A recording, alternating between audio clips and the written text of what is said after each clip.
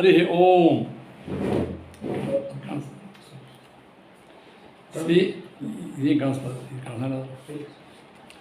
ಶ್ರೀ ಗುರುಭ್ಯೋ ನಮಃ. ಹರಿ ಓಂ.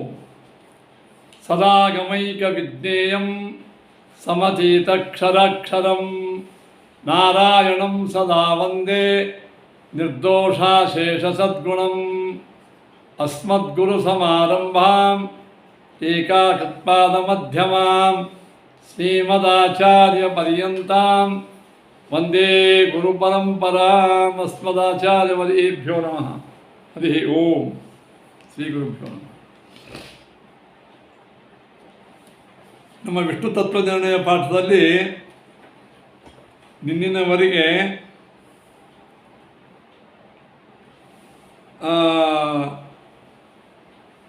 ತತ್ವಮಸಿ ಇತ್ಯಾದಿ ಶ್ರುತಿಗಳಲ್ಲಿ ಹೇಳಿದ ವಿಚಾರದ ಮುಂದಿನ ಭಾಗ ಆಯಿತು. ಅಂತೂ ಕೊನೆಗೆ ಸಮಾಪ್ತಿ ಏನು ಮಾಡಿದರು? ಸಾತ್ಮ ತತ್ವಮಸಿ ಶ್ವೇತಕೇತೋ ಎಂಬುವಂತಹ ಛಾಂದೋಗ್ಯ ಉಪನಿಷತ್ತಿನ ವಾಕ್ಯ ಅದು ಕೇವಲ ಜೀವಬ್ರಹ್ಮನ ಭೇದ ಪರವೇ ಆಗಿದೆ. ಇದನ್ನು ಅನೇಕ ದೃಷ್ಟಾಂತಗಳ ಮೂಲಕ, ಯುಕ್ತಿಗಳ ಮೂಲಕ, ಇನ್ನಿತರ ಬೇರೆ ಬೇರೆ ವಾದ ಪ್ರಕ್ರಿಯೆಗಳ ಮೂಲಕ ಜೀವಬ್ರಹ್ಮರ ಭೇದವನ್ನೇ, ಪಾರಮಾರ್ಥಿಕ ಭೇದವನ್ನೇ ಸಾಧಿಸಿದ್ದಾರೆ.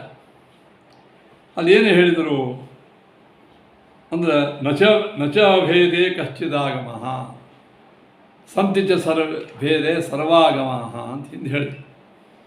ಅಂದ್ರೆ ಜೀವಬ್ರಹ್ಮರ ಅಭೇದ ವಿಷಯದಲ್ಲಿ ಯಾವ ಆಗಮವೂ ಇಲ್ಲ, ಪ್ರಮಾಣವಿಲ್ಲ, ಆಗಮ ಪ್ರಮಾಣವಿಲ್ಲ. ಸಂತಿ ಚ ಭೇದೆ ಸರ್ವಾಗಮಃ ಜೀವಬ್ರಹ್ಮರ ಪಾರಮಾರ್ಥಿಕ ಭೇದ ವಿಷಯದಲ್ಲಿ ಅನೇಕ ಆಗಮಗಳು ಸಾಕಷ್ಟು ಶುದ್ಧವಾಗಿ, ಸ್ಪಷ್ಟವಾಗಿ, ಯುಕ್ತಿಯುಕ್ತವಾಗಿ ಅಂತ ಹೀಗೆ ನಮ್ಮವರು ಹೇಳಿದರು. ಅದಕ್ಕೆ ಪ್ರತಿವಾದಿ ಅವನು ಪ್ರಶ್ನೆ ಮಾಡ್ತಾನೆ, ನೀವು ಹೀಗೆ ಹೇಳ್ತೀರಿ, ಆದರೆ ನಚ ಅಭೇದೆ ಕಶ್ಚಿದಾಗಮಃ ಅಂತೇನಂದರೆ ಜೀವಬ್ರಹ್ಮದ ಅಭೇದ ವಿಷಯದಲ್ಲಿ ಒಂದೂ ಆಗಮಿಲ್ಲ ಅಂತಂತೀರಿ. ಅದು ತಪ್ಪು. ಸರಿ, ನಾವು ಒಪ್ಪಂಗಿರೋದು. ಯಾಕೆ? ಜೀವಬ್ರಹ್ಮರು ಅಭಿನ್ನರಾಗಿದ್ದಾರೆ, ಜೀವಬ್ರಹ್ಮರಲ್ಲಿ ಐಕ್ಯವಿದೆ ಎಂಬ ವಿಚಾರದಲ್ಲಿ ಪ್ರಮಾಣದ ವೇದ ಪ್ರಮಾಣವೇ ಇದೆ. ಅದು ಯಾವ ಪ್ರಮಾಣಪ್ಪ ಅಂತ ಕೇಳಿದರೆ ಅಹಂ ಬ್ರಹ್ಮಾಸ್ಮಿ ಇತ್ಯಾದಿ ಅನೇಕ ಆಗಮ ಸದ್ಭಾವ ಸಿಕ್ಕದಿಲ್ಲ. ಇಷ್ಟೊಂದು ಟೀಕಾಪಂಕ್ತಿನೇ ಓದ್ಕೊತೀನಿ ಇವತ್ತು, ಟೀಕಾಪಂಕ್ತಿನೇ ಓದ್ಕೊತೀನಿ ಇವತ್ತು. ಏನು ಅಹಂ ಬ್ರಹ್ಮಾಸ್ಮಿ ಇತ್ಯಾದಿ ಅನೇಕ ಆಗಮಗಳು ಇವೆ. ಏನು ಅದೇ ಹೇಳಿದರು. ಅಹಂ ಬ್ರಹ್ಮಾಸ್ಮಿ ತತ್ವನಿರ್ಣಯ ನೋಡಿ, ವಿಷ್ಣು ತತ್ವನಿರ್ಣಯ ನೋಡಿ. ತದ್ಯೋಹಂ ಸೋಸೋ ಯೋಸೋ ಸೋಹಂ ಯೋ ಅಸೋ ಆದಿತ್ಯೇ ಪುರುಷಃ ಸೋಹಮಸ್ಮಿ ಸೇವ ಅಹಮಸ್ಮಿ ಇತ್ಯಾದಿ ಅಂತರ್ಯಾಮ್ಯಪೇಕ್ಷಯ ಅಂತ. ಅಹಂ ಬ್ರಹ್ಮಾಸ್ಮಿ, ನಾನು ಬ್ರಹ್ಮನಾಗಿದ್ದೇನೆ. ಇದು ಈ ಆಗಮಗಳು, ಇದು ವೇದವಾಕ್ಯಗಳು. ಈ ವೇದವಾಕ್ಯಗಳಿಗೆ ಮೇಲ್ನೋಟಕ್ಕೆ ಅರ್ಥವದ್ದಾಗ್ತದೆ, ವಿಮರ್ಶೆ ಮಾಡಿ ಅಲ್ಲ. ವಿಮರ್ಶೆ ಮಾಡೋಕ್ಕಿಂತಲೂ ಮೊದಲ ಅಹಂ ಬ್ರಹ್ಮಾಸ್ಮಿ, ನಾನು ಬ್ರಹ್ಮನಾಗಿದ್ದೇನೆ. ತದ್ಯೋಹಂ ಸೋ ಅಸೋ ಏನು ಅಂದರೆ ಆ ಬ್ರಹ್ಮನೇ ಇವನು, ಇವನೇ ಆ ಬ್ರಹ್ಮನು. ಯೋ ಅಸೋ ಆದಿತ್ಯ ಪುರುಷ, ಆದಿತ್ಯನಲ್ಲಿ ಯಾವ ಪುರುಷ ಇದ್ದಾನೋ ಅವನೇ ನಾನು. ಸೇವಾಹಮಸ್ಮಿ ಇತ್ಯಾದಿ ವೇದಗಳು ಕಾಣ್ತವೆ. ಇಲ್ಲಿ ವೇದಗಳಲ್ಲಿ ಮೇಲ್ನೋಟಕ್ಕೆ ತೋರ್ತಕ್ಕಂತಹ ಈ ಅಭೇದಾರ್ಥವನ್ನೇ ಸ್ವೀಕಾರ ಯಾಕೆ ಮಾಡಬಾರ್ದು? ತಪ್ಪೇನದು? ಮಾಡಿದರೆ ಏನಂತಹ ಹಾನಿ ಇದೆ ಅಂತಂದರೆ ಹಿಂದೆ ಹೇಳಿ ಆಗಿದೆ. ಯಾವುದೇ ವೇದವಾಕ್ಯಗಳು ನಮ್ಮ ಪ್ರತ್ಯಕ್ಷದ, ಶುದ್ಧ ಪ್ರತ್ಯಕ್ಷದ ಅಥವಾ ಸಾಕ್ಷಿ ಅನುಭವಕ್ಕೆ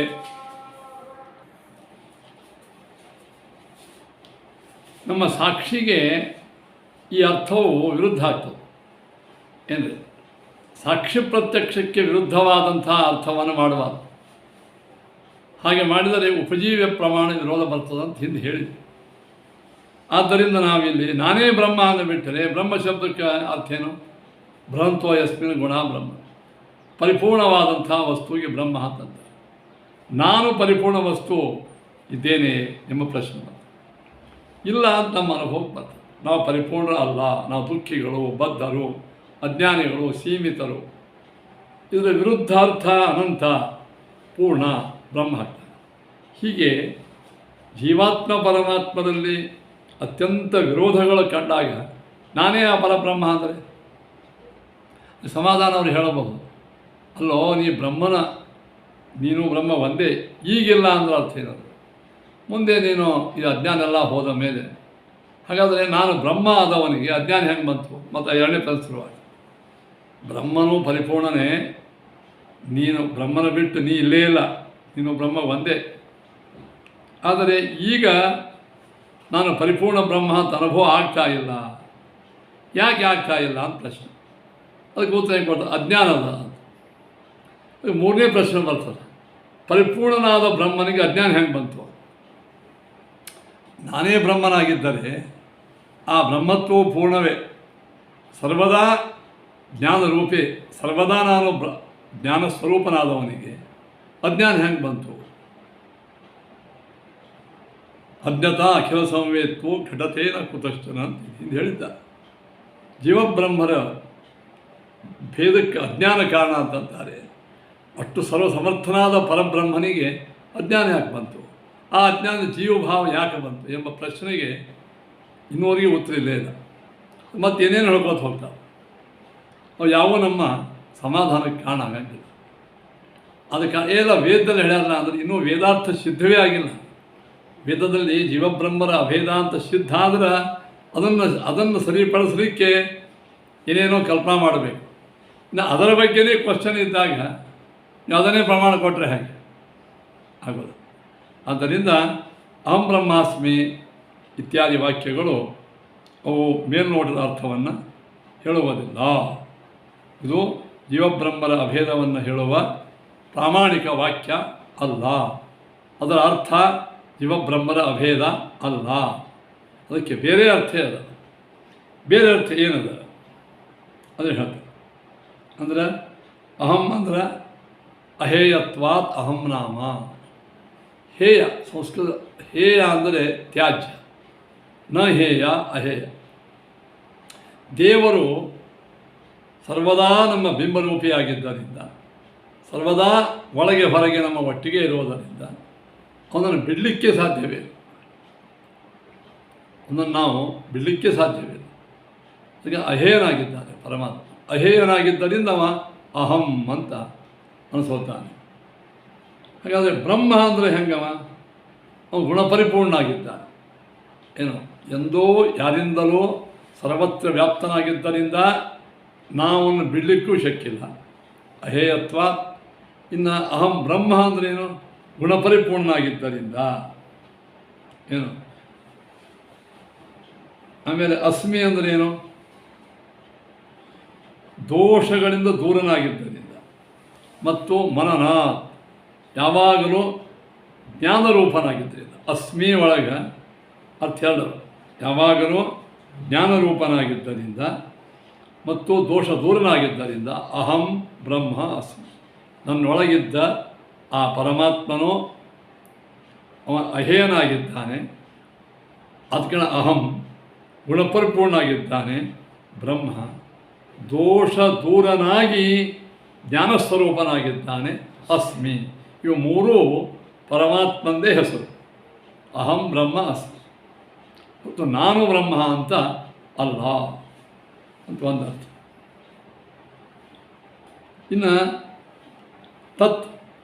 ಇನ್ನು ತತ್ ಇದು ಒಂದೇದು ಅಹಂ ಬ್ರಹ್ಮಾಸ್ಮಿ ಅರ್ಥ ಆಯಿತು.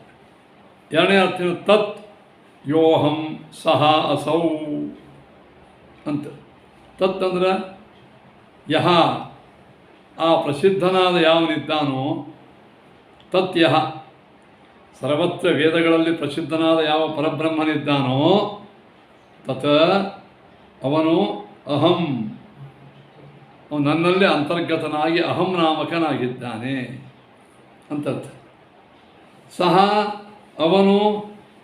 ಅಸೌ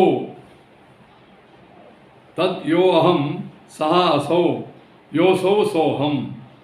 ಅಂದರೆ ಅವನು ಸೂರ್ಯಾಂತರ್ಗತನಾಗಿದ್ದಾನೆ.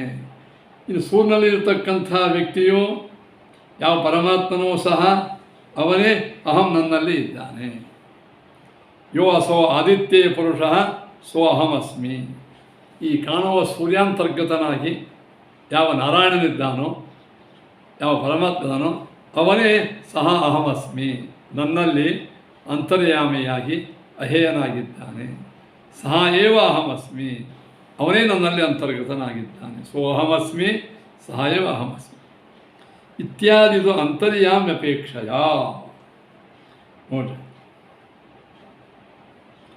ಇದೆಲ್ಲ ಯಾವನು ಸೂರ್ಯಾಂತರ್ಗತನೋ ಅವನೇ ನನ್ನಲ್ಲಿ ಅಂತರ್ಗತ ಏನಿದೆ, ಅವನೇ ಅಸ್ಮಿ. ಅಸ್ಮಿ ಎಂಬ ಶಬ್ದವಾಚ್ಯನು. ಅಸ್ಮಿ ಅಂದರೆ ಬರೀ ಕ್ರಿಯಾಪದ ಅಲ್ಲದು ಏನಿದೆ, ಸರ್ವತ್ರ ವ್ಯಾಪ್ತನಾಗಿ ದೋಷ ದೂರನಾಗಿ ಸರ್ವಜ್ಞನಾಗಿ ಇದ್ದಾನೆ ಅಂತ ಇಷ್ಟಾರ್ಥ. ಅಸ್ಮಿ ಶಬ್ದಕ್ಕೆ ಇಷ್ಟಾರ್ಥ. ಹೀಗೆ ಅಹಂ ಬ್ರಹ್ಮಾಸ್ಮಿ ತದ್ಯೋಹಂ ಸಹ ಅಸೌ ಯೋ ಅಸೌ ಸೋ ಅಹಂ ಯೋ ಅಸೌ ಆದಿತ್ಯೇ ಪುರುಷಃ ಸಹ ಅಹಮಸ್ಮಿ ಸೈವ ಅಹಮಸ್ಮಿ ಇತ್ಯಾದಿತು ಅಂತರ್ಯಾಮ್ಯಪೇಕ್ಷೆಯ. ಇವೆಲ್ಲ ನನ್ನ ಅಂತರ್ಯಾಮಿಯಾದ ನನ್ನ ಒಳಗಿದ್ದ ಪರಮಾತ್ಮನ ನಾಮಗಳು, ದೇವರ ಮಹಿಮೆಯನ್ನು ತಿಳಿಸುವ ಶಬ್ದಗಳು, ನಾಮಗಳು ಅಂತ ಹೇಳಿದರು. ಏನು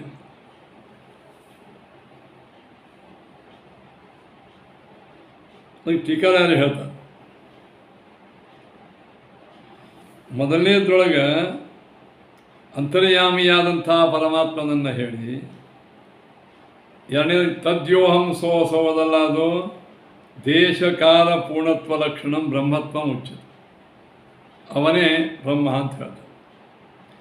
ದ್ವಿತೀಯೇತು ಸ್ಥಾನಭೇದೇನ ಅಂತರ್ಯಾಮಿಣೋ ಅಪಿ, ಇಲ್ಲಿ ನನ್ನ ದೇಹದೊಳಗಿದ್ದಾನೆ, ಸೂರ್ಯನೊಳಗಿದ್ದಾನೆ, ಸ್ಥಾನಭೇದ, ಸ್ಥಾನಗಳ ಬೇರೆ ಆದ. ಇಲ್ಲಿ ದೇವರು, ಸೂರ್ಯನಲ್ಲಿದ್ದ ದೇವರು, ಸ್ಥಾನಗಳ ಬೇರೆ ಆದರೆ ದೇವರು ಬೇರೆ ಆದ. ಸ್ಥಾನಭೇದೇನ ಅಂತರ್ಯಾಮಿಣೋ ಅಪಿ ಭೇದಶಂಕಾಯಾಮ್. ಸ್ಥಾನಭೇದವಿದ್ದರೂ ಅಂತರ್ಯಾಮಿನೋ ಭೇದ ಯಾಕೆ ಆಗಬಾರ್ದು, ಭಿನ್ನ ಯಾಕೆ ಆಗಬಾರ್ದು ಹೇಳಿದ್ರೆ ಸ್ವಾಂತರ್ಯಾಮಿಣ ಇಲ್ಲ. ನನ್ನ ಅಂತರ್ಯಾಮಿಯಾದ ಯಾವ ಪರಮಾತ್ಮನೋ ಅವನೇ ಸೂರ್ಯಾಂತರ್ಗತನು ಎಂಬ ಶಂಕಾನು ಪರಿಹಾರ ಮಾಡಲಿಕ್ಕೆ ಅದನ್ನು ಹೇಳಿದೆ. ಪುನಃ ಇಂದ್ರ ಅರ್ಜುನಾದಿವತ ಅವಾಂತರ ವಿಶೇಷ ನಿರಾಸಾಯ. ಇಂದ್ರ ಅರ್ಜುನರು ಇಬ್ಬರು ಒಂದೇ ದೇವತಾ, ಆದರೂ ಕೆಲವು ವಿಶೇಷ ಪ್ರಾರಬ್ಧ ಕರ್ಮವನ್ನು ಭೋಗ ಮಾಡಲಿಕ್ಕೆ ಅವರಿಂದ ಅವತಾರ ಮಾಡಿರ್ತಾರೆ. ಕೆಲವು ವಿಶೇಷದಿಂದ ಏನು ಇಂದ್ರಿಗೂ ಮತ್ತು ಅರ್ಜುನಿಗೂ ವ್ಯತ್ಯಾಸ. ಇಂದ್ರಿಗೂ ಅಂದರೆ ಅರ್ಜುನಿಗೆ ಆಗತಕ್ಕಂಥ ದುಃಖಾದಿಗಳು ಇಂದ್ರಿಗೆ ಆಗ್ತಿರಂಗಿಲ್ಲ. ಇಂದ್ರಿಗೆ ಆಗತಕ್ಕಂಥ ಭಾರೀ ಸ್ವರ್ಗ ಸುಖ ಈ ಅರ್ಜುನಿಗೆ ಆಗ್ತಿರಂಗಿಲ್ಲ. ಯಾಕೆ? ವಿಶೇಷ ಬಲದಿಂದ ಆಗ್ತಿರಂಗಿಲ್ಲ. ಹಾಗೆ ಎಲ್ಲಿಯಾದರೂ ಈ ಅಂತರ್ಯಾಮಿಯಾದಂತಹ ಪರಮಾತ್ಮನಿಗೂ ಸೂರ್ಯನಿದ್ದಂಥ ಪರಮಾತ್ಮಗೂ ಇಂದ್ರಾರ್ಜುನಲ್ಲಿ ಹೆಂಗೆ ಐಕ್ಯವಿದ್ದರೂ ಹೆಂಗೆ ವಿಶೇಷದಿಂದಲೇ ವ್ಯತ್ಯಾಸದನೋ ಹಾಗೂ ವ್ಯತ್ಯಾಸ ಇಲ್ಲ. ಇಂದ್ರಾರ್ಜುನರು ಇಬ್ಬರು ಒಂದೇ ಆದರೂ ಅವರ ಅನುಸಂಧಾನಗಳಲ್ಲಿ ವ್ಯತ್ಯಾಸದ. ಹಾಗೆ ಅವಾಂತರ ವಿಷಯ ನಿರಾಸ ಯೋ ಅಸೌ ಸೋಹಮಿತಿ ಸೂರ್ಯಾಂತರ್ಗತಶ್ಚ ಸ್ವಾಂತರ್ಯಾಮಿಣ ಐಕ್ಯ ಮುಚ್ಚತೆ. ಸೂರ್ಯಾಂತರ್ಗತನಾದ ಪರಮಾತ್ಮನಿಗೂ ಈ ನನ್ನ ಅಂತರ್ಗತನಾದಂತಹ ಪರಮಾತ್ಮನಿಗೂ ಕಿಂಚಿತ್ತೂ ಯಾವ ವಿಶೇಷದಿಂದಲೂ ಭೇದವು ಇಲ್ಲ ಅಂತ ಸ್ಪಷ್ಟವಾಗಿ ಹೇಳಿ. ತೃತೀಯೇಪಿ ಏವಮೇವ, ಮೂರನೇದ್ದು ಅದೇ ಸೋ ಅಹಮಸ್ಮಿ ಸೇವ ಅಹಮಸ್ಮಿ ಇತ್ಯಾದಿತು. ಇನ್ನು ಆದಿಪದೋ ನೋಡಿ, ಇತ್ಯಾದಿ ಪದದಿಂದ ಅಥ ಯೋನ್ಯಾಂ ದೇವತಾ ಇನ್ನು ಹೇಳಿದ್ರು ಏನೋ ಅಥ ಯೋನ್ಯಾಂ ದೇವತಾಮುಪಾಸ್ತೆ ಅನ್ಯೋಸೋ ಅನ್ಯೋಹಮಸ್ಮಿ ಇತಿ ನ ಸ ವೇದ ಯಥಾ ಪಶು ಏವಂ ಅಂತ ವೇದದೊಳಗೆ ಪರಮಾತ್ಮನ ಅಂತರ್ಗತ ರೂಪಗಳಿಗೆ ಯಾರು ಭೇದವನ್ನು ಚಿಂತನೆ ಮಾಡ್ತಾರೋ ಪಶು ಅಂದ. ಅವನಿಗೆ ಅಜ್ಞಾನಿಯಿಂದ ನೋಡ್ರಿ, ಯೋ ಅನ್ಯಾಂ ದೇವತಾಂ ಉಪಾಸ್ತಿ ಅನ್ಯೋಸೋ ಅನ್ಯೋಹಮಿತಿ. ಅದರ್ಥೇನೋ ಸೂರ್ಯಾಂತರ್ಗತನಾದಂಥ ಪರಮಾತ್ಮನೇ ಬೇರೆ, ನನ್ನೊಳಗಿದ್ದಂಥ ಪರಮಾತ್ಮ ಬೇರೆ ಅಂತ ಯಾರು ಉಪಾಸನೆ ಮಾಡ್ತಾರೋ ಸಹ ನಾವೇದ ಅವನ ದೇವರ ಸ್ವರೂಪವನ್ನು ಚೆನ್ನಾಗಿ ಅರಿತಿಲ್ಲ. ಸಹ ಪಶು, ಅವನು ಪಶುವಿನಂತೆ ಇನ್ನೂ ಅಜ್ಞಾನಾವಸ್ಥೆಯಲ್ಲೇ ಇದ್ದಾನೆ. ನೋಡಿ, ಜೀವಾತ್ಮ ಪರಮಾತ್ಮರ ಭೇದ ಅದು ಎಷ್ಟು ಅತ್ಯಂತ ಭೇದ ಜ್ಞಾನ ಎಷ್ಟು ಅವಶ್ಯಕವೋ ಅಷ್ಟೇ ಅವಶ್ಯಕ ಅಂತರ್ಯಾಮಿಯಾದ ಪರಮಾತ್ಮನಲ್ಲಿಯೂ ಸ್ಥಾನ ಭೇದಗಳಿದ್ದರೂ ಕೂಡ ಅವನು ಅಭಿನ್ನನೇ ಆಗಿದ್ದಾನೆ. ಅಂದರೆ ಭೇದಜ್ಞಾನ ಎಷ್ಟು ಅವಶ್ಯಕವೋ ಜೀವಾತ್ಮ ಪರಮಾತ್ಮರ, ಹಾಗೆ ಪರಮಾತ್ಮನ ಅಂತರ್ಯಾಮಿ ರೂಪಗಳ ಅಭೇದ ಜ್ಞಾನವೂ ಅಷ್ಟೇ ಅವಶ್ಯಕ ಅಂತ ಹೇಳಿದ್ದಾರೆ. ಹೀಗೆ ಹೇಳಿದರು. ಅಲ್ಲ, ಮೇಲೆ ಪ್ರತೀತಾರ್ಥ ಪರಿತ್ಯಾಗೇನ, ಮೇಲೆ ಕಾಣತಕ್ಕಂಥ ಈ ಅಭೇದ ಅರ್ಥವನ್ನು ಬಿಟ್ಟು ಅಂತರ್ಯಾಮಿ ಅರ್ಥ ಕಲ್ಪನಾ ಯಾಕೆ ಮಾಡ್ತೀರಿ ಅಂತ ಹೇಳಿದ್ರೆ, ಸಯಶ್ಚಾಯಂ ಪುರುಷೇ ಯಶ್ಚಾಸಾವಾದಿತ್ಯೇ ಸ ಏಕಃ. ನೋಡಿ, ಟೀಕಾರಾಯರು ಪ್ರಶ್ನೆ ಮಾಡ್ಕೋತಾರೆ. ಇಲ್ಲಿಯವ್ರು ಏನು ಮಾಡಿದರೆ, ಅಹಂ ಬ್ರಹ್ಮಾಸ್ಮಿ ತದ್ಯೋಹಂ ಸೋ ಯೋ ಸೋಹಂ ಅಂತೆಲ್ಲ ಸ್ಪಷ್ಟವಾಗಿ ನಾನು ಆ ದೇವರು ಅತ್ಯಂತ ಅಭಿನ್ನರು ಅಂತ ಸ್ಪಷ್ಟವಾಗಿ ಮೇಲ್ನೋಟಕ್ಕೆ ಕಂಡಾಗ ನೀವು ಅಂತರ್ಯಾಮಿಯಾದಂಥ ಪರಮಾತ್ಮದಲ್ಲಿ ಅಭೇದ ಹೇಳ್ಯಾರ, ಜೀವಾತ್ಮ ಪರಮ ಅಭೇದ ಹೇಳಿಲ್ಲ ಅಂತ ಯಾಕೆ ಅಂತಿದ್ದೀರಿ ಅಂತ ಪ್ರಶ್ನೆ ಮಾಡಿಕೊಂಡ್ರು. ಅದಕ್ಕೆ ಯಾಕೆ ಮಾಡ್ಕೊಂಡು ಅಂದರೆ, ವೇದದ ಇನ್ನೊಂದು ಭಾಗದಲ್ಲಿ, ಇದೇ ವೇದದಲ್ಲಿ ಸಯಶ್ಚಾಯಂ ಪುರುಷೇ ಯಶ್ಚಾಸಾವಾದಿತ್ಯೇ ಸ ಏಕಃ ಸಹಾಯ ಚ ಅಯಂ ಪುರುಷೇ, ಯಾವ ಪರಮಾತ್ಮನೋ ಈ ಪೃಥ್ವಿಯಲ್ಲಿ ಕಾಣತಕ್ಕಂಥ ದೇವತೆಗಳಲ್ಲಿ ಕಾಣತಕ್ಕಂಥ ಪರಮಾತ್ಮ ಇದ್ದಾನೋ, ಅಂತರ್ಯಾಮಿ ಪರಮಾತ್ಮ ಇದ್ದಾನೋ, ಸಹ ಆದಿತ್ಯೆ, ಅವನೇ ಆದಿತ್ಯನಲ್ಲಿಯೂ ಇದ್ದಾನೆ. ಆದಿತ್ಯನಲ್ಲಿ ಯಾವ ಪರಮಾತ್ಮ ಇದ್ದಾನೋ ಅವನೇ ನಮ್ಮಲ್ಲಿ ಇದ್ದಾನೆ. ಸ ಏಕಃ ಅಂತ ಹೇಳ್ಬಿಟ್ಟು ಇದು ಯಾಕೆ ಹೇಳಬೇಕಾಯಿತು ಅದಕ್ಕೆ, ಅಂತರ್ಯಾಮಿ ಕಲ್ಪನಾ ಯಾಕೆ ಮಾಡ್ತಾನೆ? ಅಂತರ್ಯಾಮಿ ಕಲ್ಪನಾ ಮಾಡೇ ಇಲ್ಲ, ವೇದೇ ಹೇಳ್ತದೆ. ಯಹ ಅಯಂ ಪುರುಷೇ, ನೋಡ್ರಿ, ಪುರುಷೇ ಯಹ ಅಯಂ, ಪುರುಷನಲ್ಲಿ ಯಾವಿದ್ದಾನೋ ಅದೇ ಆಯಿತು, ಪುರುಷ ಒಳಗಿದ್ದಾನ ಅಂದಂಗೆ ಆಯ್ತಿಲ್ಲ. ಆದಿತ್ಯೇ ಯಹ ಪುರುಷ ಅಂದಾಗ ಆದಿತ್ಯನಲ್ಲಿದ್ದಾನಂಗೆ ಆಯ್ತಿಲ್ಲ. ಆದಿತ್ಯವಂಗ ಅಭೇದಿಲ್ಲ. ಏನಪ್ಪ, ಪಾತ್ರೆಯಲ್ಲಿ ನೀರದ, ನೀರು ಪಾತ್ರೆ ಒಂದೇ ಆಯ್ತನಪ್ಪ. ಹಾಗೆ ಇಲ್ಲಿ ಅಂತರ್ಯಾಮಿ ವೇದವೇ ಹೇಳ್ತದೆ. ಎಲ್ಲೆಲ್ಲಿ ಈ ಒಂದು ವಾಕ್ಯದಿಂದ ನಾವೇನು ಮಾಡಬೇಕು, ಎಲ್ಲೆಲ್ಲೆಲ್ಲಿ ಮೇಲ್ನೋಟಕ್ಕೆ ಅಭೇದವನ್ನು ಹೇಳುವ ಶಬ್ದಗಳನ್ನು ನಾವು ಏನು ಮಾಡಬೇಕು, ಅದಕ್ಕೆ ಅಂತರ್ಯಾಮಿ ಅರ್ಥವನ್ನೇ ಮಾಡಬೇಕು. ವೇದ ಹೇಳ್ತದೆ. ಇತಿ ಬ್ರಹ್ಮ ತತ್ರ ಆಗತಂ ಅಹಮಿತಿ ತಸ್ಯ ಉಪನಿಷದಂ ಇತಿ ಅಂತ.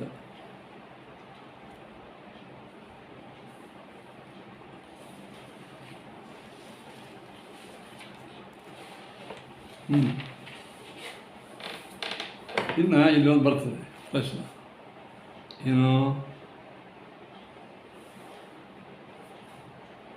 ಓ ಇತಿ ಬ್ರಹ್ಮ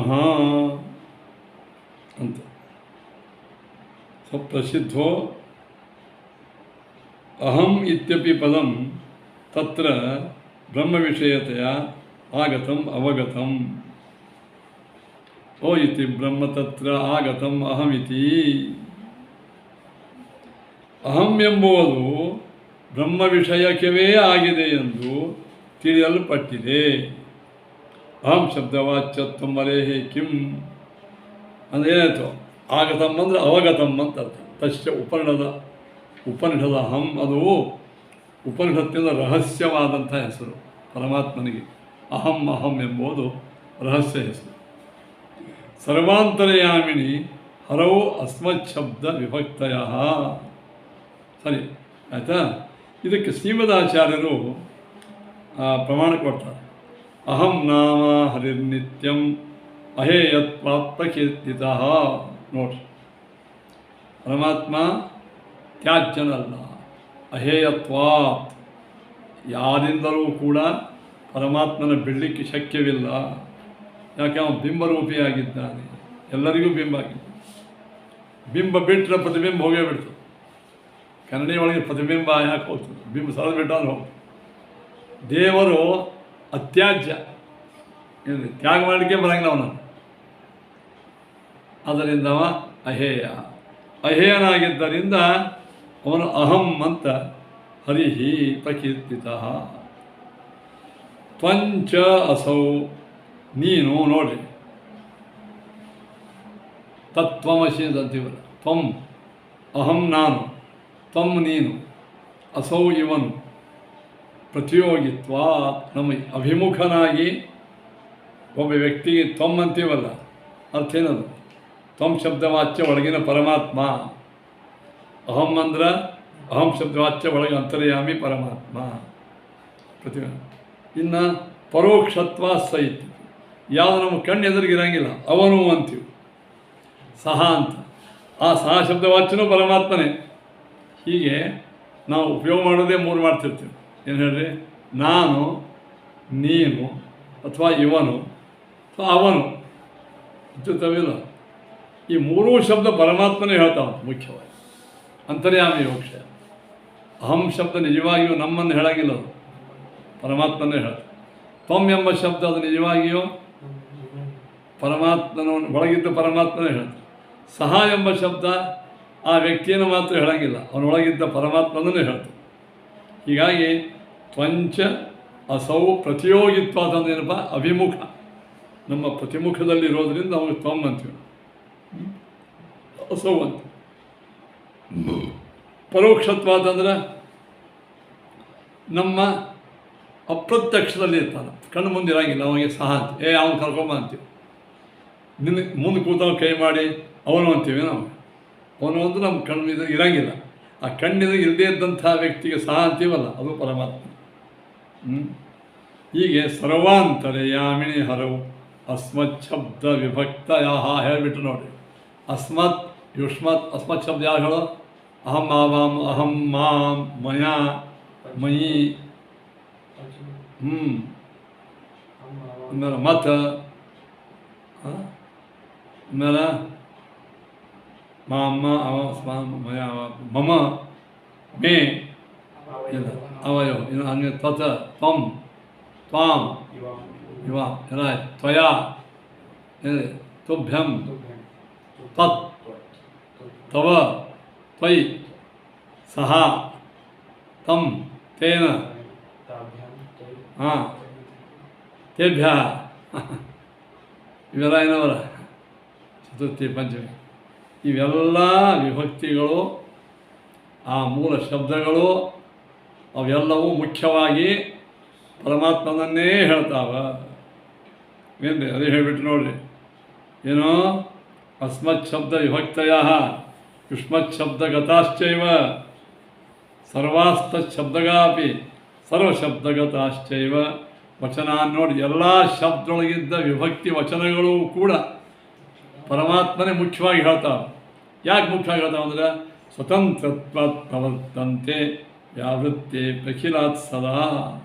ಎಲ್ಲ ವಸ್ತುಗಳಿಂದ ಭಿನ್ನನಾದ ಪರಮಾತ್ಮನನ್ನೇ ಅವ್ರು ಹೇಳ್ತಾವೆ. ಯಾಕಂದರೆ ಅವನು ಸ್ವತಂತ್ರ ಇದ್ದಾನೆ ಪರಮಾತ್ಮ. ಮುಖ್ಯ ತತ್ಸಂಬಂಧಾತ್ ಜೀವೇಶು ತತ್ಸಂಬಂಧಾತ್ ಅಚಿತ್ಸ್ವಪಿ. ನೋಡಿ, ಆಗ ಜಗತ್ತಿನ ವ್ಯವಹಾರ ನಡಿಬೇಕು. ಅಹಂ ಅಂದ್ರೆ ಈಗ ನಿನ್ನ ಹೆಸರು ಏನಪ್ಪ? ನನ್ನ ಹೆಸರು ಮಧ್ವಾಚಾರ್ಯ. ನೀವು ಅಹಂ ಅಂದಿಲ್ಲ, ನಾನು ಅಂತ. ನಾನು ಅಂದ್ರೆ ದೇವರ ಹೆಸರು. ನೀವ್ಯಾಗ ನಿಮಗೆ ಇಟ್ಕೊಂಡ್ರಿ?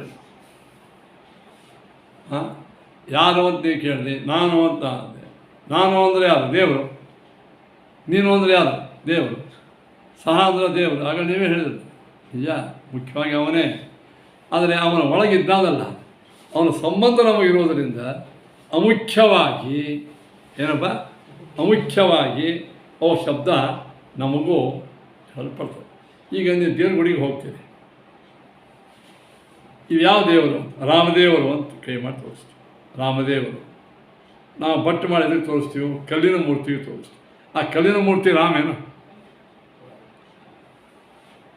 ಕಲ್ಲಿನ ಮೂರ್ತಿ ನೀವು ಅಂತೀರಿ ಏನು ರೀ ರಾಮ ಕಲ್ಲೇನು ಕೇಳಿದ್ರೆ ಆತೆ ಹೊಸ ನೀ ಕಲ್ಲಿದ್ದೀರಿ, ಕಲ್ಲಿನ ಒಳಗಿದ್ದ ಪರಮಾತ್ಮ ಅಂತ ಸರಳ ಅಂತೀವಿಲ್ಲ. ಮಧ್ವಾಚಾರ್ಯ ಫೋಟೋ ತೋರಿಸ್ತೀವಿ, ಇವರು ಮಧ್ವಾಚಾರ್ಯರು, ಇವರು ಟೀಕಾರಾಯರು, ಇವರು ರಘುತ್ತಮರು ಅಂತ ಅವೆಲ್ಲ ಫೋಟೋ ಹೇಳ್ತೀವಿ. ರಘುತ್ತಮರು, ಟೀಕಾರಾಯರು ಇತ್ಯಾದಿಗಳು ಅವರೇ ಏನೋ ಮುಖ್ಯವಾಗಿ ಅವರು ಒಳಗಿದ್ದವರು, ಅವೆಲ್ಲ ಅಮುಖ್ಯವಾಗಿ. ಹಾಗೆ ನಾವೆಲ್ಲ ಕಲ್ಲಿನ ಪ್ರತಿಮಾ ಇದ್ದಂಗೆ ಅಹಂ ಶಬ್ದವಾಚ್ಯಕ್ಕೆ ಪರಮಾತ್ಮನೇ ಮುಖ್ಯ.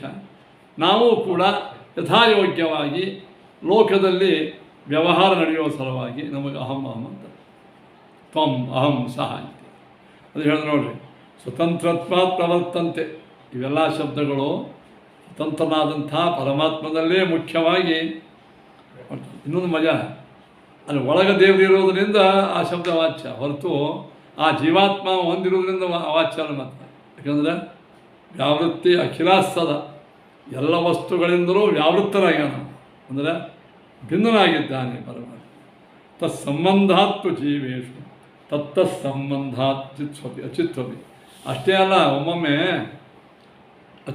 ಅಚಿತ್ ಅಂದ್ರೆ ಜಡವಾದ ವಸ್ತುಗಳಲ್ಲಿಯೂ ನಾವು ತತ್ ಅಂತೀವಿ. ತತ್ ಫಲಂ ತತ್ ಪುಷ್ಪಂ ಅಂತೀವಿ. ಅಂದರೆ ಜಡಗಳಲ್ಲ, ಆ ತತ್ ಶಬ್ದ ಪರಮಾತ್ಮನೇ ಹೇಳ್ತದೆ, ಅಂತರ್ಯಾಮಿಯ ಅಮುಖ್ಯ ವೃತ್ತಿಯಿಂದ ಜಡವಾದಂಥ ವಸ್ತು ಹೇಳ್ತದೆ. ಈಗ ನನ್ನ ಎದೆ ಮುಟ್ಕೊಂಡು ಹೇಳ್ತೇನೆ ನಾನು ಅಂತ. ನಿಜವಾಗಿ ನಾನು ಯಾರು? ಈ ಎದೆನ, ಜಡವಾದ ದೇಹ. ಇಲ್ಲ ಒಳಗಿದ್ದ ಜೀವಾತ್ಮ. ನಿಜವಾಗಿ ಅವ ಅಹಂನ ಇಲ್ಲ, ಅವನೊಳಗಿದ್ದ ಪರಮಾತ್ಮ. ಅದು ಮೂರವನು. ಅಹಂ ಶಬ್ದ ಮುಖ್ಯ ವೃತ್ತಿಯಿಂದ ಒಳಗಿದ್ದ ಪರಮಾತ್ಮ, ಅನಂತರ ಜೀವಾತ್ಮ, ಆಮೇಲೆ ಈ ದೇಹ ಎಂಬುವಂಥ ಪಿಂಡ. ಇದು ವಾಚ್ಯ. ಅದು ಯಾಕೆ ಹೋಗಿ ಅಂದರೆ ತತ್ ಸಂಬಂಧ ವರ್ತಂತೆ ಉಪಚಾರೇಣ ತಿಂಗ್ಪದಾನ್ಯಖಿಲ ಅನ್ಯಪಿ. ನೋಡ್ರಿ, ಇವೆಲ್ಲ ನಮ್ಮಲ್ಲಿ ಔಪಚಾರಿಕವಾಗಿತ್ತು ಯೋಗ. ಹಂಗೆ ಒಂದು ಮಧ್ವಾಚಾರ ಫೋಟೋ ನೋಡಿ ಇವರು ಮಧ್ವಾಚಾರ ನಮಸ್ಕಾರ ಮಾಡ್ತೀವಿ, ಈಗ ಹಾರ ಹಾಕ್ತೀವಿಲ್ಲ, ಅದು ಔಪಚಾರಿಕ ಮಧ್ವಾಚಾರ. ನಿಜವಾದ ಮಧ್ವಾಚಾರ ಒಳಗಿದ್ದವು, ವಾಯುದೇವರ ಸಾಕ್ಷಾತ್ ರೂಪ. ಆದರೆ ಈ ಫೋಟೋಕ್ಕೆ ಔಪಚಾರಿಕವಾಗಿ ಹೇಳ್ತಾರೆ, ಅಮುಖ್ಯ.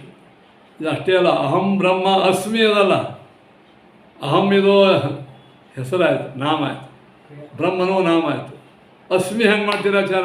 ಅದು ಪರಮಾತ್ಮನೇ ಹೇಳ್ತದೆ ನೋಡಿ. ತಿಂಗ್ ಪದ ಅನ್ಯಖಿಲ ಅನ್ಯಪಿ ಅಂದರೆ ಇರುತ್ತೇನೆ ಅಂತ ಒಂದು ಕ್ರಿಯಾಪದ. ಇರುತ್ತೇನೆ, ಹೋಗುತ್ತೇನೆ, ಬರುತ್ತೇನೆ. ಇದೂ ದೇವರನ್ನು ಬಿಟ್ಟರೆ ಗತಿ ಏನು? ಉತ್ಸಾಹ ಇರುತ್ತೇನೆ ಎಂಬ ಶಬ್ದಕ್ಕೆ ಇರುವಿಕೆ ಅಂತ. ನಮ್ಮ ಇರುವಿಕೆ ಯಾರಿಂದದ? ಮೊದಲು ನಮ್ಮ ಅಸ್ತಿತ್ವ ಇರೋದೇ ಯಾರಿಂದದ? ಹೀಗಾಗಿ ನಿಜವಾಗಿ ಇದ್ದವ ಯಾರು? ಆ ದೇವರ ಒಳಗೆ ಇರೋದ್ರಿಂದ ಇದದ. ಇದು ಇರುತ್ತದೆ, ಪುಸ್ತಕ ಇರುತ್ತದೆ ಅಂದ್ರೆ ಪುಸ್ತಕ ಇರಬೇಕಾದ್ರೆ ನಾವು ಇರಬೇಕು ಒಳಗ. ಹಾಗಾಣ ನಿಜವಾಗಿ ಅಸ್ಥಿ ಎಂಬ ಶಬ್ದ ಅವನನ್ನೇ ಹೇಳ್ತದೆ. ಅವನ ಸಂಬಂಧದಿಂದ ಇದು ಅದ ಅಂತ ಅಲ್ವಾ? ಒಂದು ಉಂಡಿ ತುಂಬಿದ ಡಬ್ಬಿ ಅದ, ಇದು ಇಲ್ಲಿ ಉಂಡಿ ಅದ ಅಂತ ಹೇಳ್ತೀವಿ. ತೋರಿಸೋದು ಡಬ್ಬಿ ಒಳಗಿರೋದು ಉಂಡಿ. ಯಾಕೆ? ಆ ಉಂಡಿಯ ಸಂಬಂಧ ಇರೋದು ಡಬ್ಬಿಗೆ ಉಂಡಿ ಅಂತಂತೆ. ಹಾಗೆ ಎರಡು ಭಿನ್ನವೇ ಆ ರೀತಿಯಾಗಿರ್ತದೆ. ತಸ್ಮಾತ್ ಸರ್ವಗತೋ ವಿಷ್ಣು ಏಕೋಭಿತ್. ಆದ ಕಾರಣ ಸರ್ವಗತಃ ವಿಷ್ಣು ಏಕಃ ಏವ, ಎಲ್ಲ ಕಡೆಗಿದ್ದ ಪರಮಾತ್ಮ ಒಬ್ಬೇ. ಭಿಚ್ಚ ತಥೋ ಬಹು, ಆದರೆ ಅವನು ಎಲ್ಲ ವಸ್ತುಗಳಿಂದ ಅತ್ಯಂತ ಭಿನ್ನನೂ ಆಗಿದ್ದಾನೆ. ಇತಿ ನಾರಾಯಣ ಶ್ರುತಿ ಸರ್ವ. ಇದು ಇಲ್ಲಿ ಅವ್ರಿಗೆ ಏನು ಮಾಡಿದರು? ಶ್ರುತಿಯನ್ನು ಹೇಳಿದರು. ಶ್ರುತಿ ಸಮಾಖ್ಯಾದಿಂದ ಜೀವಬ್ರಹ್ಮರ ಅತ್ಯಂತ ಅಭಿನ್ನರಾಗಿದ್ದಾರೆ ಅಂತ ಅನ್ನತಕ್ಕಂತಹ ಪ್ರತಿವಾದಿಯ ವೇದ ಮಂತ್ರಗಳಿಗೆ ನಾವು ಭೇದಾರ್ಥವನ್ನೇ ಹೇಳಿ ಅಹಂ ಬ್ರಹ್ಮಾಸ್ಮಿ ಮೊದಲಾದ ಶಬ್ದಗಳು ಜೀವಬ್ರಹ್ಮರ ಐಕ್ಯವನ್ನು ಹೇಳಂಗಿಲ್ಲ, ಕಿಂತು ಅತ್ಯಂತ ಭೇದವನ್ನೇ ಹೇಳುತ್ತವೆ ಅಂತ. ಇವು ಕೆಲವರು ಏನು ಮಾಡ್ಕೊಂಡ್ಬಿಟ್ಟಾರ, ಇವು ನಮ್ಮ ಶ್ರುತಿ ನೀವು ಹೆಂಗೆ ಹೇಳ್ತೀನಿ ಅಂತ. ನಮ್ಮಂದ್ರೆ ಅದೇನು ಟೆನೆಸ್ ಹೆಚ್ಚು, ಅದು ಅಪೌರುಷೇಯವಾದಂಥ ಪರಮಾತ್ಮನ ವಾಣಿ. ಅದು ನೀವು ನಿಮ್ಮ ಪರವಾಗಿ ಅರ್ಥ ಮಾಡ್ಕೊಂಡು ಮನೆಯಲ್ಲಿ ಕೂತ್ರೆ ಅದಕ್ಕೆ ನಾವೇನು ಮಾಡಿ ಶಕ್ಯ? ಅದ ಕಾರಣ ಅಹಂ ಬ್ರಹ್ಮಾಸ್ಮಿ ಇತ್ಯಾದಿ ಶಬ್ದಗಳು ಯಾರು ಗುತ್ತಿಗೆ ಇಡೋ ಶಬ್ದ ಅಲ್ಲ. ಇದು ಪರಮಾತ್ಮನ ಜೀವಾತ್ಮರ ಅತ್ಯಂತ ಭೇದವನ್ನೇ ಹೇಳುವ ಅಂತರ್ಯಾಮಿಯಾದ ಪರಮಾತ್ಮನ ಹೆಸರದು ಅಹಂ ಬ್ರಹ್ಮ ಅಸ್ಮಿ ಎಂಬುವಂಥ. ಆದ ಕಾರಣ ಅದು ಎಂದೆಂದಿಗೂ ಜೀವಬ್ರಹ್ಮರ ಐಕ್ಯವನ್ನು ಹೇಳಲಿಕ್ಕೆ ಶಕ್ಯವೇ ಇಲ್ಲ. ಅದನ್ನು ಒಪ್ತಕ್ಕಂಥವ್ರು ಬಳಸ್ಕೊಂಡ ಅದನ್ನು ಬಳಸ್ಕೊಳ್ಳಿ, ಅವರು ತಮ್ಮ ಅರ್ಥವನ್ನು ಮಾಡ್ಕೋತಾರೆ. ಆದರೆ ಅದೇ ಅರ್ಥವನ್ನೇ ನಾವು ಮಾಡಬೇಕಂತ ಸಾಧನೆಯೂ ಇಲ್ಲಲ್ಲ. ಹಾಗಾದರೆ ನಮ್ಮ ಜೀವಬ್ರಹ್ಮರ ಭೇದವನ್ನೇ ಹೇಳಲಿಕ್ಕೆ ಅದನ್ನು ಉಪಯೋಗ ಮಾಡಿಕೊಳ್ಳಬೇಕು ಅಂಥೇಳಿ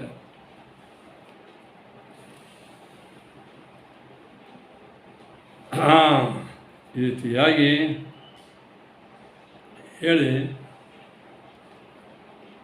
ಇನ್ನು ಭಗವದ್ಗೀತಾದ ವಚನವನ್ನು ಇದಕ್ಕೆ ಇಂಥ ಸಪೋರ್ಟೇಬಲ್ ಅಂತ ಸಮಾಖ್ಯ ಹಾಕೋದು. ಅದು ವೇದ ಹೇಳಿದೆ, ಸ್ಮೃತಿನೂ ಹೇಳ್ತಾರೆ. ಯಾವ ಸ್ಮೃತಿ? ಗೀತಾ ಸ್ಮೃತಿ. ಸರ್ವಭೂತೇಷು ಏನೈಕಂ ಭಾವಂ ಅವ್ಯಯಮೀಕ್ಷತೆ ಅವಿಭಕ್ತಂ ವಿಭಕ್ತೇಷು ತಜ್ಞಾನಂ ವಿದ್ಯೆ ಸಾತ್ವಿಕಂ ಅಂತ ಸ್ಪಷ್ಟವಾಗಿ ಇದನ್ನು ಟೀಕಾರಾಯರೇ ಈ ಭಗವದ್ಗೀತಾಕ್ಕೆ ಅನ್ವಯ ಮಾಡಿ ತೋರಿಸ್ತಾರೆ. ಏನೋ ವಿಭಕ್ತೇಷು ಪರಸ್ಪರವಾಗಿ ಪರಮಾತ್ಮನಿಂದ ಅತ್ಯಂತ ಭಿನ್ನವಾದ, ಪರಸ್ಪರವಾಗಿ ಭಿನ್ನವಾದ ಎಲ್ಲ ಪದಾರ್ಥಗಳಲ್ಲಿ, ಭಿನ್ನೇಷು ಭಿನ್ನವಾದ ಪದಾರ್ಥಗಳಲ್ಲಿ, ಸರ್ವಭೂತೇಷು ಚೇತನಾಚೇತನೇಶ್ವೇವ ವಿಭಕ್ತಂ, ಎಲ್ಲ ಪ್ರಾಣಿಗಳಲ್ಲಿ ಸ್ವಗತ ಭೇದ ವರ್ಜಿತಂ, ಅಂದರೆ ತನ್ನಲ್ಲಿ ಯಾವ ಭೇದವೇ ಇಲ್ಲದೇ ಇದ್ದಂತಹ ತೇಷಾಂ, ಅಲ್ಲಿದ್ದಂತಹ ಪರಮಾತ್ಮ. ತಾತ್ಪರ್ಯ ಇಷ್ಟೇ. ಏನೋ ನಿಮ್ಮ ಮನೆಯಲ್ಲಿ ಬಟ್ಟೆ ಇದೆ, ಆಮೇಲೆ ಒಂದು ಕೊಡ ಇದೆ, ಟೇಬಲ್ ಇದೆ, ಕುರ್ಚಿ ಇದೆ, ಅನೇಕ ಕಾಟು ಎಲ್ಲ, ಈ ಪದಾರ್ಥಗಳ ಭಿನ್ನ ಭಿನ್ನ ಪದಾರ್ಥಗಳ ಭಿನ್ನವಾದರೂ ಒಳಗಿದ್ದ ಪರಮಾತ್ಮ ಒಂದೇ. ನೋಡಿ, ವಿಭಕ್ತೇಷು ಚೇತನಾಚೇತನೇಷು ಅವಿಭಕ್ತಂ ಸ್ವಗತ ಭೇದ ವರ್ಜಿತಂ, ಯಾವ ಭೇದವೇ ಇಲ್ಲದೆ ಇದ್ದಂತಹ ಏನು ತೇಷಾಂ ಅವ್ಯಯೇ ಅಪಿ ಅವ್ಯಯಂ ಏಕಂ ಭಾವಂ, ಸರ್ವೋತ್ತಮಂ ಭಾವ ಅಂದರೆ ಪದಾರ್ಥ. ಆ ಎಲ್ಲ ವಸ್ತುಗಳಲ್ಲಿ ಏಕರೂಪನಾಗಿ ಇರುವ ಸರ್ವೋತ್ತಮಂ ಪದಾರ್ಥಂ, ಆ ಸರ್ವೋತ್ತಮವಾದ ಪದಾರ್ಥ ಪರಮಾತ್ಮನನ್ನು ಏನ ಜ್ಞಾನೇನ ಈಕ್ಷತೆ, ಯಾವ ಜ್ಞಾನದಿಂದ ವಿಷಯೀಕರಿಸ್ತಾನೋ ತಜ್ಞಾನಂ ಸಾತ್ವಿಕಂ, ಆ ಜ್ಞಾನವು ಸಾತ್ವಿಕ ಜ್ಞಾನ. ಗೀತೆಯಲ್ಲಿ ಕೃಷ್ಣ ಪರಮಾತ್ಮ ಶುದ್ಧ ಜ್ಞಾನ ಅಂದರೆ ಏನು ಅಂತ ಅರ್ಜುನ ಕೇಳಿದ. ಶುದ್ಧ ಜ್ಞಾನ, ಸರಿಯಾದ ಜ್ಞಾನ ಅಂದರೆ ಏನು ಕೇಳಿದರೆ, ಭಿನ್ನ ಭಿನ್ನ ಪದಾರ್ಥಗಳಲ್ಲಿ ಎಂದೆಂದೂ ನಾಶವಾಗದೆ ಏಕಪ್ರಕಾರವಾಗಿ ಒಂದೇ ಸ್ವರೂಪದಿಂದ ಇರತಕ್ಕಂಥ ಪರಮಾತ್ಮನೇ, ಅವನಲ್ಲಿ ಯಾವ ಭೇದವಿಲ್ಲ. ವಸ್ತುಗಳ ಭಿನ್ನವಾಗಿದ್ದರೂ ದೇವರಲ್ಲಿ ಯಾವ ಭೇದವಿಲ್ಲ ಎಂದು ದೇವರನ್ನು ವಿಷಯೀಕರಿಸುವ, ಭಿನ್ನ ಪದಾರ್ಥಗಳಲ್ಲಿ ಅಭಿನ್ನತ್ವೇನ ಇರುವ ದೇವರನ್ನು ವಿಷಯೀಕರಿಸುವ ಜ್ಞಾನವೇ ಶುದ್ಧ ಜ್ಞಾನ. ಗೀತೆಯಲ್ಲಿ ಹೇಳ್ತಾರೆ, ವಿನಶ್ಯತ್ಸು ಅವಿನಶ್ಯಂತ, ನಾಶವುಳ್ಳ ಪದಾರ್ಥಗಳಲ್ಲಿ ಅವಿನಾಶಿಯಾದ ಪರಮಾತ್ಮನನ್ನು ಯಾವನು ಕಾಣ್ತಾನೋ ಅವನೇ ನಿಜವಾದ ಜ್ಞಾನಿ. ಈಗ ನಮ್ಮ ಮನೆ ಒಳಗಿಂದ ಒಂದು ಕಾಳು ಹರಿತು, ಆ ಕಾಳಿಂದ ಪರಮಾತ್ಮ ಹರಿಲಿಲ್ಲ. ಬಟ್ಟೆ ಸುಟ್ಟು ಆದರೆ ಪರಮಾತ್ಮ ಸುಡಲಿಲ್ಲ. ಬಟ್ಟೆ ಒದ್ದೆ ಆಯಿತು, ನೋಡಿದ ದೇವರ ಒದ್ದೆ ಆಗಿಲ್ಲ.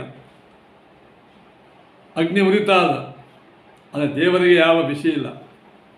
ಹೀಗೆ ವಿಕಾರವುಳ್ಳ ನಾಶವುಳ್ಳ ವಸ್ತುಗಳಲ್ಲಿ ಅವಿನಾಶಿಯಾಗಿ ಅವಿಕಾರಿಯಾಗಿ ಇರುವ ಭಗವಂತನನ್ನು ಯಾವ ನಮ್ಮ ಜ್ಞಾನ ವಿಷಯೀಕರಿಸ್ತದೆ, ಆ ಜ್ಞಾನವೇ ಶುದ್ಧವಾದಂತಹ ಜ್ಞಾನ ಅಂತ ಭಗವದ್ಗೀತೆಯಲ್ಲಿ ಕೃಷ್ಣ ಪರಮಾತ್ಮನು ಹೇಳಿದ್ದರಿಂದ ಜೀವಾತ್ಮ ಪರಮಾತ್ಮರಿಗೆ ಅಭೇದವೂ ಇಲ್ಲ, ಭೇದವೇ ಉಂಟು ಎಂಬ ವಿಚಾರವನ್ನು ಭಾಳ ಸ್ಪಷ್ಟವಾಗಿ ಹೇಳ್ತಕ್ಕಂಥವ್ರು ಆದರು. ಏನಪ್ಪ, ನಚ ಅಸತ್ಯೋ ಭೇದ,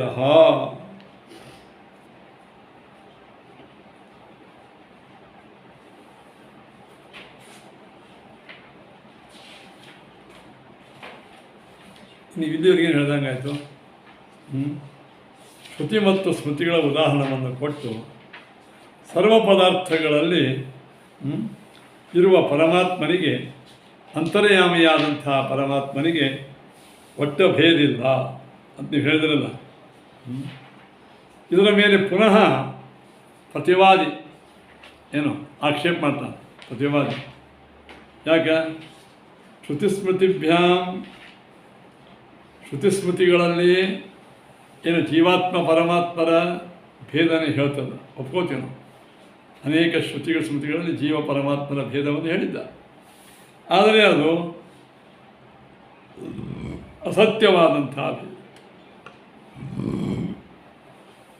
ಸತ್ಯಭೇದ ಭೇದದ ಅದು ಪಾರಮಾರ್ಥಿಕ ಭೇದವಲ್ಲ. ಅವರಲ್ಲಿ ಭೇದಗಳ ಮೂರು: ಪಾರಮಾರ್ಥಿಕ ಸತ್ಯ ಮೂರು: ಪಾರಮಾರ್ಥಿಕ ಸತ್ಯ, ವ್ಯಾವಹಾರಿಕ ಸತ್ಯ ಮತ್ತು ಪ್ರಾತಿಭಾಸಿಕ ಸತ್ಯ. ಪಾರಮಾರ್ಥಿಕ ಸತ್ಯ ಅಂದರೆ ಯಾವುದಪ್ಪ? ಬ್ರಹ್ಮ ಎಂದೂ ಆ ಸತ್ಯಕ್ಕೆ ನಾಶ. ವ್ಯಾವಹಾರಿಕ ಸತ್ಯ ಅಂದರೆ ಈ ಜಗತ್ತು.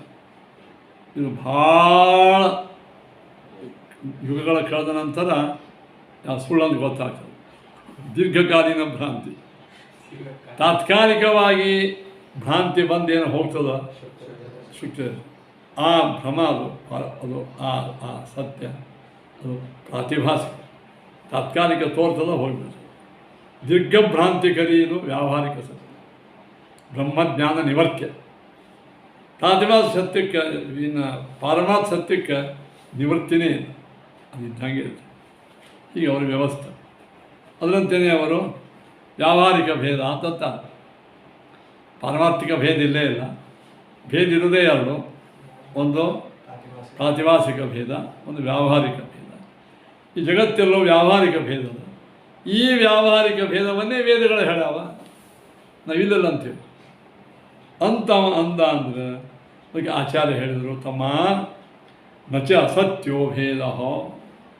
ಈ ವ್ಯಾವಹಾರಿಕ ಪ್ರಾತಿಭಾಸಿಕ ಅಂತ ಹೆಸರಿಟ್ಟದ್ದು ಸ್ವಗೋಷ್ಠಿನಿಷ್ಠ ಪ್ರಲಾಪ.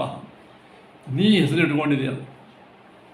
ಇದಕ್ಕೆ ಎಲ್ಲೆಲ್ಲಿಯೂ ವೇದಗಳಲ್ಲಿ ಪ್ರಾಣಗಳಲ್ಲಿ ಭೇದ ಎರಡವ: ವ್ಯಾವಹಾರಿಕ ಮತ್ತು ಪ್ರಾತಿಭಾಸಿಕ ಅಂತ. ಹಿಂಗೆ ಎಲ್ಲೆಲ್ಲೂ ಇಲ್ಲ. ಅದು ನೀವೇ ನಿಮ್ಮ ವೇದಿಕೆಯಲ್ಲಿ ನೀವೇ ರಚನಾ ಮಾಡಿಕೊಂಡು ಕಲ್ಪನಾ ಮಾಡಿಕೊಂಡು ಹೆಸರುಗಳು.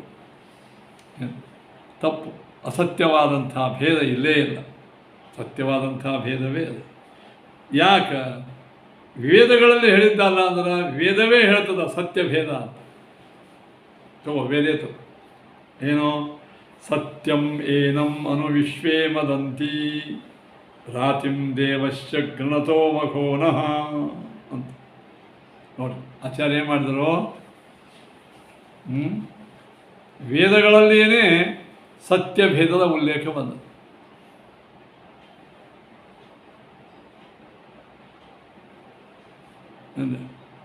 ಈ ವೇದಾರ್ಥವನ್ನು ಹೇಳ್ತಾರೆ. ಏನೋ ವೇದಾರ್ಥ ತಿಳ್ಕೊರಿ. ವೇದಾರ್ಥ ತಿಳ್ಕೊಬೇಡಕ್ಕೆ ಅನ್ವಯ ಮಾಡ್ಕೋಬೇಕು. ಅನ್ವಯ ಮಾಡ್ಕೊಂಡು ಅರ್ಥ ಆಗ್ತದೆ. ಗೃಣತಃ ಸ್ತೋತ್ರವನ್ನು ಮಾಡಿಸಿಕೊಳ್ಳುವ. ಮಘೋನಃ ಇಂದ್ರದೇವರಿಗೆ. ರಾತಿಂ ಮಿತ್ರನಾದ. ಅಂದರೆ ಗೃಣತಃ ಮಘೋನಃ ರಾತಿಂ ಅಂದರೆ ಸ್ತುತ್ಯನಾದ ಇಂದ್ರದೇವರಿಗೆ ಮಿತ್ರನಾದ. ಏನಂ ವಿಷ್ಣು ಪರಮಾತ್ಮನನ್ನು ಅನು ತಸ್ಮಾತ್ ಇತಿ ಯಾವತ್ ವಿಶ್ವೇ ಸರ್ವೇಪಿ ಪ್ರಾಣಿನಃ. ಈ ಅಂದರೆ ಅನುಸಾರಿ, ವೇದಾನುಸಾರಿಯಾಗಿ ಎಲ್ಲ ಪ್ರಾಣಿಗಳು ಮದಂತಿ ಹೃಷ್ಯಂತಿ ಅಂದರೆ ಸಂತುಷ್ಟರಾಗುತ್ತಾರೆ. ಇತ್ಯದ ಈಶ್ವರಸ್ಯ ಜೀವಾನಾಂಚ ಉಪಜೀವಕತ್ವ ಸತ್ಯಂ ಏನಂ ವಿಶ್ವೇ ಮದಂತಿ ಅಂತ ಹೇಳ್ಯಾರ. ವಿಶ್ವೇ ಸರ್ವೇಪಿ ಪ್ರಾಣಿನಃ ಮದಂತಿ ಹೃಷ್ಯಂತಿ. ಯಾರಿಂದ? ವಿಷ್ಣು ಪರಮಾತ್ಮನಿಂದ ಪೋಷಿತರಾದ ಈ ಎಲ್ಲ ಜಗತ್ತಿನ ಪ್ರಾಣಿಗಳು ಸಂತುಷ್ಟರಾಗಿದ್ದಾರೆ. ಸಂತೋಷ ಪಡೋರು ಯಾರಾದರೂ ವಿಷ್ಣು ಪರಮಾತ್ಮ, ಸಂತೋಷ ಅನುಭವ ಮಾಡೋರು ಯಾರಾದರೂ ಜೀವಾತ್ಮ.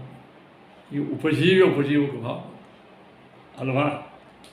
ತನ್ನ ತಾಯಿ ಎದೆ ಹಾರ ಕುಡಿಸ್ತಾಳೆ, ಕೂಸು ಕುಡಿತದೆ. ತಾಯಿ ಉಪಜೀವ್ಯ, ಕೂಸು ಉಪಜೀವ. ಭಿನ್ನದಲ್ಲಿ ಎರಡಲ್ಲಿ ಭೇದ ಕಾಣಿಸ್ತದಿಲ್ಲ. ಹಾಗೆ ತಾಯಿಯಂತೆ ಪರಮಾತ್ಮ, ಮಕ್ಕಳಂತೆ ನಾವು. ಈ ವೇದ ಹೇಳ್ತದೆ ಇದು ಸತ್ಯಂ ಏನಂ ವಿಶ್ವೇ ಮದಂತಿ ಸೃಷ್ಯಂತಿ ಸರ್ವೇಪಿ ಪ್ರಾಣಿನಃ ಮದಂತಿ. ಈಶ್ವರಸ್ಯ ಜೀವಾನಾಂಚ, ಈಶ್ವ ಮತ್ತು ಜೀವರ ಸಂಬಂಧ ಏನಿದು? ಅವ ಪೋಷಕ, ನಾವು ಪೋಷಕ ಅಲ್ವಾ. ಇದು ಸತ್ಯ. ಇಲ್ಲಿ ಯಾವ ಸತ್ಯ ಅಂತೇಳಿ ಎಲ್ಲ ಸುಳ್ಳು ಅದಕ್ಕೆ ಜೋಡಿಸೋದು ಇವರು ಏನು ಇದಕ್ಕೆ ಜೋಡಿಸ್ತಾರೆ ಪತಂಗಕ್ಕೆ ಬಾಲಾಗಸ. ಹಂಗೆ ಕಾಲ್ಪನಿಕವಾದಂಥ ವ್ಯಾವಹಾರಿಕ ಶಬ್ದವನ್ನು ಒಗೆದು ಬಿಟ್ಟರೆ ಮುಗಿದು ಹೋಯ್ತು. ಅದು ವೇದವನ್ನು ನಮಗೆ ವಿಕೃತ ಮಾಡ್ದಂಗೆ ಆಗಂಗಿಲ್ಲ, ಮಾಡಬಾರ್ದು. ಪ್ರಾಗುಪ್ತೋ ಅಸ್ಯ ವಿಷ್ಣೋ ಮಹಿಮಾ ಮಹತ್ವಂ ಸರ್ವೋತ್ತಮತ್ವಂ ಇತ್ಯರ್ಥ ಸತ್ಯ. ಅದು ಇಷ್ಟು ಜಗತ್ತಿನ ಎಲ್ಲ ಪ್ರಾಣಿಗಳನ್ನು ಪೋಷಣ ಮಾಡಿ ಸಂತೋಷಪಡಿಸುವ ಮಹಾಮಹಾತ್ಮ್ಯದಲ್ಲ ಅದು ಸತ್ಯ. ಮೇಲೆ ಭಗವಂತನ ಮಹಾಮಹಾತ್ಮ್ಯ ಸತ್ಯ ಅಂದಾಗ ಆ ಮಹಾಮಹಾತ್ಮ್ಯದಿಂದ ಉಪಜೀವಿತರಾದಂಥ ಜೀವರಾಶಿಗಳೆಲ್ಲರೂ ಅವನಿಗೆ ಭಿನ್ನರಾದರೂ ಸತ್ಯನೇ ಆಯ್ತದೆ. ತಂ ಸತ್ಯ ಮಹಿಮಾನಂ ಅಹಂ. ಇಂದು ಎರಡನೇ ಮಂತ್ರ ಸತ್ಯಸ್ಸೋ ಅಶ್ಯ ಮಹಿಮಾ ಗಣೇಶೋ ಯಜ್ಞೇಶು ವಿಪ್ರರಾಜ್ಯೆ. ಎರಡನೇ ಮಂತ್ರ ತಗೊಳ್ಳಿ. ಇಲ್ಲಿಯೂ ಕೂಡ ಸತ್ಯಸ್ಸೋ ಅಶ್ಯ ಮಹಿಮಾ ಅಂತ. ಅದರದ್ದೇನೋ ಸಹ ಪ್ರಾಗುಪ್ತಃ. ಹಿಂದಿನ ಮಂತ್ರದಲ್ಲಿ ಮಹಾಮಹಿಮನಾದ ಪರಮಾತ್ಮನು ಅಸ್ಯ ವಿಷ್ಣೋ ಮಹಿಮಾ ಮಹತ್ವಂ ಸರ್ವೋತ್ತಮತ್ವಂ ಸತ್ಯಂ ಅಂತ ಸತ್ಯವಾಗಿದೆ. ತಂ ಸತ್ಯಂ ಮಹಿಮಾನಂ ಅಂತ ಸತ್ಯವಾದ ಮಹಿಮೆಯುಳ್ಳ ಪರಮಾತ್ಮನನ್ನು ನಾನೇನು ಮಾಡ್ತೇನೆ? ವಿಪ್ರರಾಜ್ಯೇಶು. ವಿಪ್ರರಾಜ್ಯ ಬ್ರಾಹ್ಮಣ ರಾಜ್ಯ ಯಾವುದು ಹೇಳಿದೆ? ಯಜ್ಞ, ಜ್ಞಾನಯಜ್ಞ, ಕ್ರಿಯಾಯಜ್ಞ. ಅಲ್ಲಿ ಬ್ರಾಹ್ಮಣ ರಾಜ್ಯ ಇರ್ತದೆ. ಈಗ ವಿಪ್ರರಾಜ್ಯೇಶು ಯಜ್ಞೇಶು ಶವ ಸುಖಮುದ್ದೇಶ್ಯ. ಆ ಯಜ್ಞಗಳಲ್ಲಿ, ಜ್ಞಾನಯಜ್ಞದಲ್ಲಿ ಮತ್ತು ತಪೋಯಜ್ಞದಲ್ಲಿ, ಸ್ವಾಧ್ಯಾಯ ಯಜ್ಞದಲ್ಲಿ, ಇನ್ನಿತರ ಬೇರೆ ಯಜ್ಞಗಳಲ್ಲಿ ನನ್ನ ಮೋಕ್ಷ ಸುಖಕ್ಕಾಗಿ ಗಣೇ ಸ್ತೌಮಿ ಸ್ತೋತ್ರ ಮಾಡುತ್ತೇನೆ ಏನಿದೆ. ಹೀಗೆ ಸತ್ಯಸ್ಸೋ ಅಶ್ಯ ಮಹಿಮ. ಇವನ ಮಹಿಮಾ ಏನಾಗ್ಯದ? ಸತ್ಯ ಆಗ್ಯದ. ಅಂಥ ಮಹಾಮಹಿಮಶಾಲಿಯಾದ ಪರಮಾತ್ಮನನ್ನು ನಾನು ಶವ ಅಂತಂದರೆ ಹೆಣ ಅಲ್ಲ. ಶವ ಅಂದರೆ ಸಂತೋಷಕ್ಕಾಗಿ, ಸುಖಕ್ಕಾಗಿ, ಮೋಕ್ಷ ಸುಖಕ್ಕಾಗಿ ವಿಪ್ರರಾಜ್ಯ ಯಜ್ಞೆ ಗಣೆ. ವಿಪ್ರರ ಸಾಮ್ರಾಜ್ಯವಾದ ಯಜ್ಞದಲ್ಲಿ ಸ್ತೋತ್ರ ಮಾಡುತ್ತೇವೆ. ಎದಕ್ಕಾಗಿ? ಆನಂದಕ್ಕಾಗಿ. ಯಾರನ್ನ? ಪರಮಾತ್ಮ. ಎಂಥ ಪರಮಾತ್ಮ? ಸತ್ಯಸ್ಸೋ ಅಶ್ಯ ಮಹಿಮೆ. ನಾವು ಆಡಬೇಕಾಗಿದೆ ಸತ್ಯವಾದ ಮಹಿಮೆ ಉಳ್ಳ ಪರಮಾತ್ಮ. ಇದು ಯಾಕೆ ಹೇಳಬೇಕಾಯಿತು? ಭೇದ ಮಹಿಮಾ ಎಲ್ಲವೂ ಸುಳ್ಳ ಅಂತೇನಂತ ಅಲ್ಲ, ಅವರಿಗೆ ವೇದವೇ ಉತ್ತರ ಕೊಡಲಿಕ್ಕೆ ನಾವು ಉತ್ತರ ಕೊಡೋದು. ಮತ್ತು ಇಲ್ಲಿ ಎಲ್ಲಿಯೂ ವ್ಯಾವಹಾರಿಕ ಸತ್ಯ ಅಂತ ಎಲ್ಲಿಯೂ ಅಂದಿಲ್ಲ. ಏನು ಅದೊಂದು ಬಹಳ ಮಹತ್ವ. ನೀವು ಮೂರನೇ ವೇದ ತಗೊಳ್ಳಿ. ಏನೋ ತಗೊಳ್ಳಿ, ಮೂರನೇ ತಗೊಳ್ಳಿ, ಯಾರು ಬೇಕಾದಷ್ಟು ತಗೊಳ್ಳಿ. ಏನೋ ಸತ್ಯಾತ್ಮ ಸತ್ಯೋ ಜೀವ ಸತ್ಯಂ ಭಿದಾ ಸತ್ಯಂ ಭಿದಾ ಸತ್ಯಂ ಭಿದಾ. ಸತ್ಯಾತ್ಮ ಅಂದ್ರೇನು? ಆತ್ಮನು ಸತ್ಯ, ಪರಮಾತ್ಮ ಸತ್ಯ. ಸತ್ಯೋ ಜೀವ, ಜೀವನು ಸತ್ಯ. ಇವರಿಬ್ಬರೊಳಗಿದ್ದಂಥ ಭೇದ ಸತ್ಯಂ ಭಿದಾ ಸತ್ಯಂ ಭಿದಾ ಸತ್ಯಂ. ಈ ಜೀವಾತ್ಮ ಪರಮಾತ್ಮ ಇರತಕ್ಕಂಥ ಭೇದ ಇದು ಎಂದೆಂದಿಗೂ ಸತ್ಯೋ. ಬನ್ನಿ, ಪರಮಾತ್ಮ ತಯೋ ಭೇದ ಸತ್ಯಂ ಸತ್ಯಂ ಸತ್ಯ ಶಪಥತ್ವೇನ ತಿರುಕ್ತಿ. ಇಲ್ಲಿ ಮೂರು ಸಲ ಯಾಕೆ ಹೇಳ್ಬೇಕು? ಒಂದು ಸಲ ಆಗಾನ ಅಂತ. ಶಪಥ ಪ್ರತಿಜ್ಞಾ ಮಾಡಿ ಹೇಳ್ತಾರೆ. ಪ್ರತಿಜ್ಞಾ ಯಾವ ಸತ್ಯವೇ ಇರ್ತದೆ. ಏನೇ ಪ್ರತಿಜ್ಞಾ ಮಾಡಲಿಕ್ಕಂತರು ಅಂದರೆ ಅದು ನಿಜವಾದ ಸತ್ಯನೇ ಇರ್ತದೆ ಅಲ್ವಾ. ಮತ್ತು ಅಲ್ಲಿ ಪುನಃ ನೀವು ವ್ಯಾವಹಾರಿಕ ಅಂದ್ಬಿಟ್ರೆ ಏನು ಮಾಡ್ತೀವಿ, ನೀವು ಮಾಡಬಾರ್ದು. ಆದ್ದರಿಂದ ಈ ಭಗವಂತನಲ್ಲಿ ಜೀವಾತ್ಮನಿರುವ ಭೇದವು ಸತ್ಯ ಸತ್ಯ ಸತ್ಯ ಎಂಬುವಂಥದ್ದರಿಂದ ನಾವೇನು ಮಾಡಬೇಕು, ಇಲ್ಲಿ ವ್ಯಾವಹಾರಿಕ ಪ್ರಾತಿಭಾಸಿಕ ಎಂಬುವಂಥ ಈ ಅತ್ಯಂತ ಅನುಪಯುಕ್ತ ಪದಗಳನ್ನು ಜೋಡಿಸಿ ವೇದಾರ್ಥವನ್ನು ನಾವು ವ್ಯತ್ಯಾಸ ಮಾಡಬಾರದು ಅಂತ ಎಚ್ಚರಿಕೊಳ್ಳಿಕತ್ತಾರೆ, ವೇದವೇ ಎಚ್ಚರಿಕೊಳ್ಳಿಕತ್ತಾರೆ. ಕೇಚಿದ್ ಭೇದಂ ಅಸತ್ಯಂ ಮಾಹೋ ತತ್ಕಥಂ. ಆದರೆ ಕೆಲವರು ಈ ಭೇದವನ್ನು ಅಸತ್ಯ ಅಂತಂತಾರಲ್ಲ, ಮತ್ತೇನು ಮಾಡಬೇಕು ಅವರಿಗೆ? ಇಷ್ಟೆಲ್ಲ ವೇದ ಹೇಳಿದರೂ ಏನೇ ಹೇಳಿದ್ರು ನಾವು ಭೇದ ಸತ್ಯ ಅನ್ನೋರು ಕೇಳಿದ್ರೆ ಮೈವಾರುಣ್ಯೋ ಮೈವಾರುಣ್ಯೋ ಮೈವಾರುಣ್ಯ ಅವ್ರಿಗೆ ಹೇಳಿಬಿಟ್ರು. ಆರುವಿಹಿ ಅಂದ್ರೆ ದೋಷವಿಹಿ ಏನ್ರಿ, ಮಾ ಏವ ಆರುವಣ್ಯ ಏನ್ರಿ, ಮಾ ಏವ ಮೈವ ಆರವಹ ಅಂದರೆ ಗೊತ್ತಾನ, ಆರವಹ ಅಂದ್ರೆ ಆರುವಿಹಿ ದೋಷಿವಿಹಿ ವನ್ಯ ವನನೀಯ ಭಜನೀಯ. ಇಷ್ಟೆಲ್ಲ ಒಳಗೆ ಜೀವಾತ್ಮ ಪರಮಾತ್ಮರಲ್ಲಿ ಅತ್ಯಂತ ಭೇದದ ಅಂತ ಪಾರಮಾರ್ಥಿಕ ಭೇದವೇ ಅದ ಅಂತ ವೇದ ಹೇಳಿದರು. ಅಂತ ನಾವು ಭೇದ ಒಪ್ಪಂಗಿಲ್ಲ ಅಂತ ದೋಷಿಗಳು, ಅವರು ದೋಷಿಗಳು ಪಾಪ. ಆ ದೋಷಿಗಳಿಂದ ನಾನು ವನ್ಯ ಭಜನೀಯ ನೈವ ಅಂಥ ಒಳಗೆ ಜೀವಾತ್ಮ ಪರಮಾತ್ಮರ ಭೇದವನ್ನು ನಿಷೇಧ ಮಾಡಿ ನನ್ನನ್ನು ಯಾರು ಭಜನೆ ಮಾಡ್ತಾರೋ ನಾ ಅವರಿಂದ ಭಜನೀಯನಲ್ಲ, ಅವರ ಭಜನೆ ನನಗೆ ಸ್ವೀಕಾರ ಅರ್ಹವಲ್ಲ. ಅದಕ್ಕೆ ಹೇಳಿದ್ರು ಆರು ವಣ್ಯ ನೈವ. ಆರು ವಣ್ಯ ಅಂದರೆ ಆರುವಿಹಿ ದೋಷಿವಿಹಿ ವನ್ಯ ವನನೀಯ ಭಜನೀಯ ಮೈವ ತದುಕ್ತ ಪ್ರಕಾರೋ ನ ಭವತಿ ಏನಿದೆ ಅಂತ ಕೇಳಿದರೆ ಯಾಕೆ ಅದನ್ನು ಪರಮಾತ್ಮ ಹೇಳಿದ 3 ಸಲ. ಒಳಗೆ ಜೀವಾತ್ಮ ಪರಮಾತ್ಮರು ಭಿನ್ನರಲ್ಲ ಅಂಥೇಳಿ ಹೊರಗೆ ಯಾರು ಭಜನೆ ಮಾಡ್ತಾರಲ್ಲ ಅವರ ಭಜನೆಯನ್ನು ಪರಮಾತ್ಮ ಸ್ವೀಕಾರ ಮಾಡುವುದಿಲ್ಲ. ಆತ್ಮ ಹಿ ಪರಮ ಸ್ವತಂತ್ರ ಸರ್ವವಿತ್ ಸರ್ವಶಕ್ತಿ ಪರಮಸುಖ ಪರಮೋ ಜೀವಸ್ತು ತದ್ವಶ. ಅಲ್ಲ, ಜೀವಾತ್ಮ ಪರಮಾತ್ಮನಿಗೆ ನೀವಾದರೂ ಭೇದವನ್ನು ಇಷ್ಟು ಗಟ್ಟಿಯಾಗಿ ಯಾಕೆ ಹೇಳಕತ್ತೀರಿ? ವೇದವೇ ಹೇಳ್ತದೆ ಏನು, ಆತ್ಮ ಹಿ ಪರಮ ಸ್ವತಂತ್ರ. ಆ ಪರಮಾತ್ಮ ಸ್ವತಂತ್ರ, ಪರಮಃ ಸರ್ವೋತ್ತಮ, ಸ್ವತಂತ್ರ, ಸರ್ವವಿತ ನೋಡ್ರಿ, ಸ್ವತಂತ್ರ, ಸರ್ವಜ್ಞ, ಸರ್ವಶಕ್ತಿ, ಅವ ಸರ್ವಶಕ್ತಿ ಉಳ್ಳವ. ಪರಮ ಸುಖ, ಪರಮ ಆನಂದ ಸುಖ, ನಿತ್ಯ ಸುಖ, ಪರಮಃ ನೋಡಿ, ಪರಮ ಸುಖ ಪರಮಃ. ಜೀವ ತದ್ವಶ, ಜೀವಾತ್ಮ ಅವನ ವಶ. ಅಲ್ಪಜ್ಞ ನೋಡಿ, ಅವ ಸರ್ವಜ್ಞ, ಇವ ಅಲ್ಪಜ್ಞ. ಅವ ಸರ್ವಶಕ್ತಿ, ಇವ ಅಲ್ಪಶಕ್ತಿ. ಇವ ಆರ್ತಃ, ಇವ ದುಃಖಿ, ಅವ ಸುಖಿ. ಅವ ಮಹಾನ್, ಇವ ಅಲ್ಪ. ಇತ್ಯಾದಿ ಶ್ರುತಿಭ್ಯ.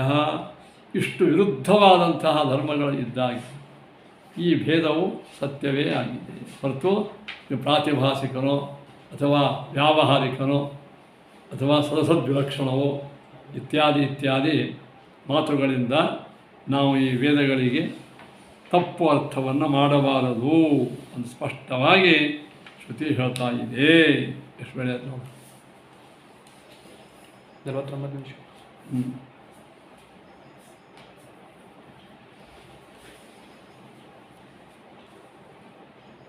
ಇದನ್ನು ಇನ್ನಿಷ್ಟು ಟೀಕಾರಾಯರು ವಿಮರ್ಶೆ ಮಾಡಿ ಹೇಳ್ತಾರೆ. ಯಾವುದೇ ವಿಷಯ ದುರಾಗ್ರಹದಿಂದ ಕೂಡಿರಬಾರ್ದು.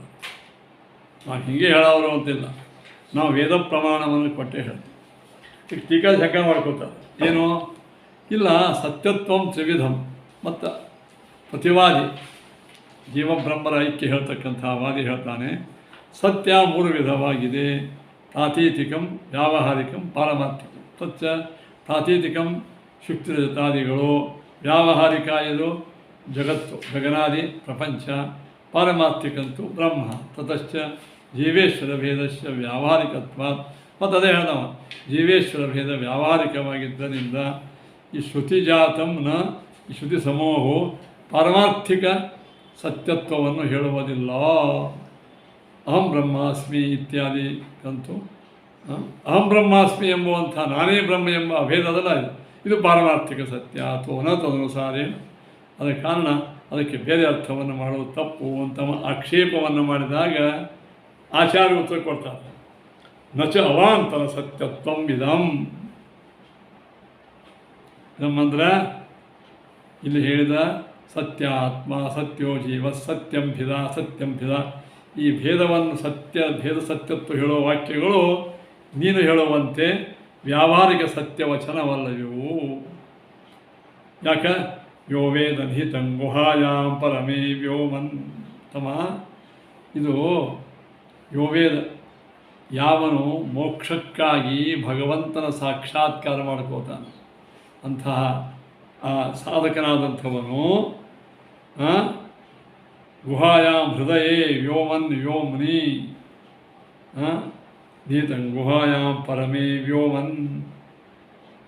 ವ್ಯೋಮನ್ ಅಂದ್ರೆ ವ್ಯೋಮ್ನಿ ಹೃದಯಾಕಾಶದಲ್ಲಿ ಬ್ರಹ್ಮಣ ಅವನು ವೇದ ಚೆನ್ನಾಗಿ ತಿಳಿದಿದ್ದಾನೆಯೋ ಅವನೇ ಏನು ಮಾಡ್ತಾನೆ ಹೇಳಿ ಸರ್ವಾನ್ ಕಾಮಾನ್ ಮೋಕ್ಷದ ಒಳಗೆ ದೇವರ ಜೊತೆಗೆ ಎಲ್ಲ ವಿಧ ಭೋಗವನ್ನು ಮಾಡುತ್ತಾನೆ.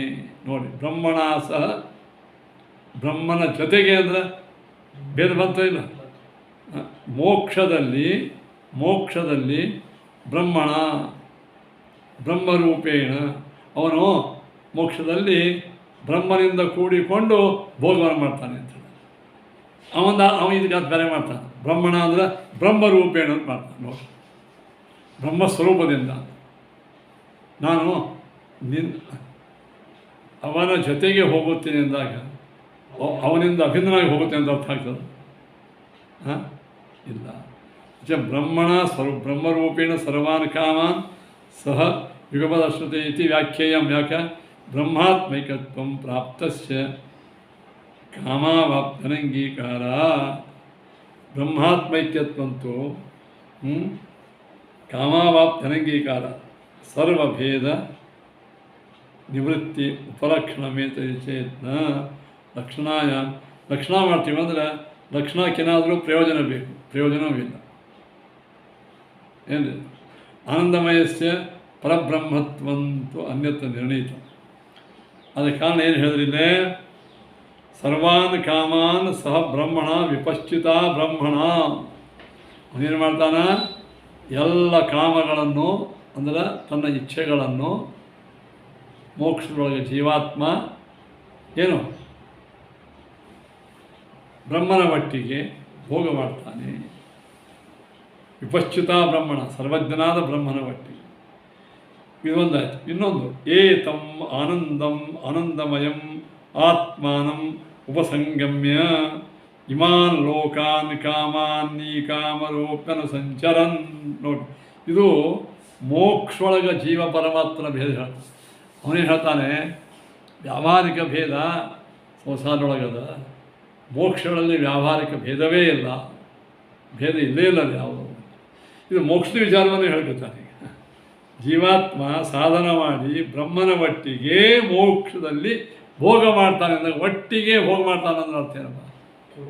ಮತ್ತು ಮಕ್ಕಳು ಹೆಂಡತಿ ಮೊಮ್ಮಕ್ಕಳ ಒಟ್ಟಿಗೆ ಮನೆ ಯಜಮಾನ ಊಟ ಮಾಡ್ತಾನಂದ್ರೆ ಎಲ್ಲರೂ ಅಭಿನಯ ಊಟ ಮಾಡ್ತಾನೆ. ಅದು ಭೇದ ತೋರ್ತದೆ. ಅದು ಇದು ಮೋಕ್ಷದ ವಿಷಯ. ಅದು ಮೋಕ್ಷದ ವಿಷಯದಾಗಲ್ಲೇ ವ್ಯಾವಹಾರಿಕ ಅಂತ ಅಲ್ಲಿಗೆ ಬರೋಂಗಿಲ್ಲ. ಅವನ ವ್ಯಾವಹಾರಿಕ ಶಬ್ದ ಸಂಸಾರದಾಗ ಅಷ್ಟೇ ಅದು. ಅದಕ್ಕೆ ಈ ವಾಕ್ಯಗಳಿಗೆ ವ್ಯಾವಹಾರಿಕ ಭೇದ ಅಂತ ಹೇಳಲಿಕ್ಕೆ ಬರುವುದಿಲ್ಲ. ಇನ್ನೊಂದು ಹೇಳ್ತಾರೆ ಏನಂದರೆ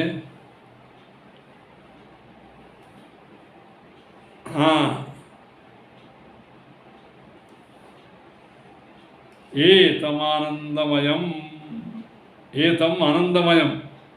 ಅಂದರೆ ಆನಂದ ಸ್ವರೂಪನಾದ ಪ್ರಚುರಾನಂದನಾದ ಆನಂದಮಯೋಭ್ಯಾಸ ಅರ್ಥೇನ ಪ್ರಚುರಾನಂದ ಅನಂತವಾದಂಥ ಆನಂದವುಳ್ಳ ಆನಂದ ಸ್ವರೂಪನಾದ ಪರಮಾತ್ಮನನ್ನು ಅಂತ ಅರ್ಥ.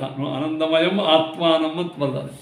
ವೇದ ಆನಂದ ಸ್ವರೂಪಿಯಾದ ಪ್ರಚುರಾನಂದ ಸ್ವರೂಪಿಯಾದ ಪರಮಾತ್ಮನನ್ನು ಉಪಸಂಗಮ್ಯ ಅಂತೂ ಅದು ಏನು ಪರಮಾತ್ಮನನ್ನು ಹೊಂದಿ ಏನು ಪರಮಾತ್ಮನನ್ನು ಹೊಂದಿ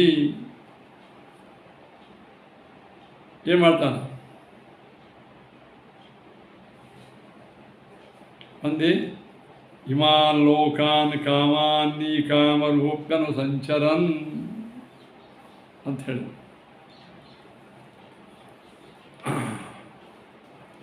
ಇವನು ಪರಮಾತ್ಮನನ್ನು ಹೊಂದಿ ಇವನು ಮೋಕ್ಷ ಆನಂದವನ್ನು ಪಡ್ತಾನೆ ಅಂತ ಹೇಳಿದ್ದ ಅಲ್ವಾ.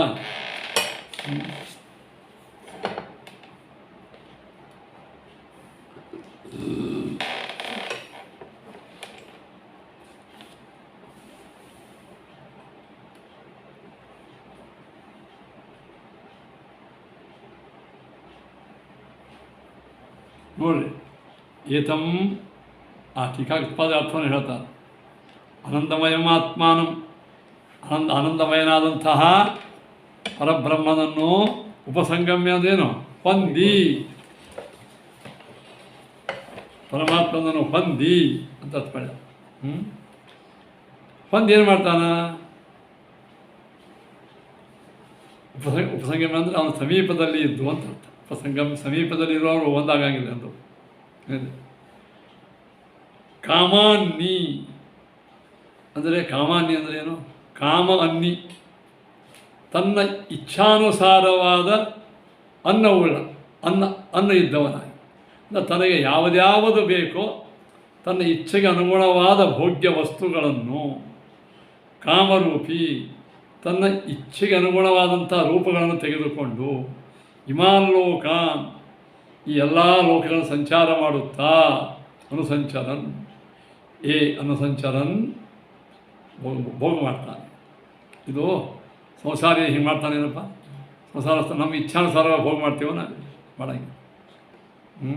ಅದಕ್ಕೆ ಇದು ಮೋಕ್ಷದ ವಿಷಯ ಆಗೋದರಿಂದ ಮೋಕ್ಷದಲ್ಲಿ ಆನಂದಮಯ ಉಪಸಂಗಮ್ಯ ದೇವರ ಸಮೀಪದಲ್ಲಿ ಇದ್ದು ಮಾಡ್ತಾನೆ ಅಂತಂದಾಗ ಆ ದೇವರಿಗೆ ಅವನಿಗೆ ಭೇದವೇ ಬಂತಿದ್ದು.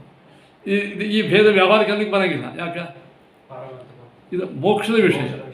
ನೀನೇ ಮೋಕ್ಷದಲ್ಲಿ ಇದ್ದದ್ದೆಲ್ಲ ಸತ್ಯ ಅಂತ ನೀನೇ ಹೇಳ್ತೀವಿ. ಅದು ಪರಮಾತ್ಮ ಸತ್ಯ ಅಂತ ನೀನೇ ಒಪ್ಕೊಳ್ಳಿ.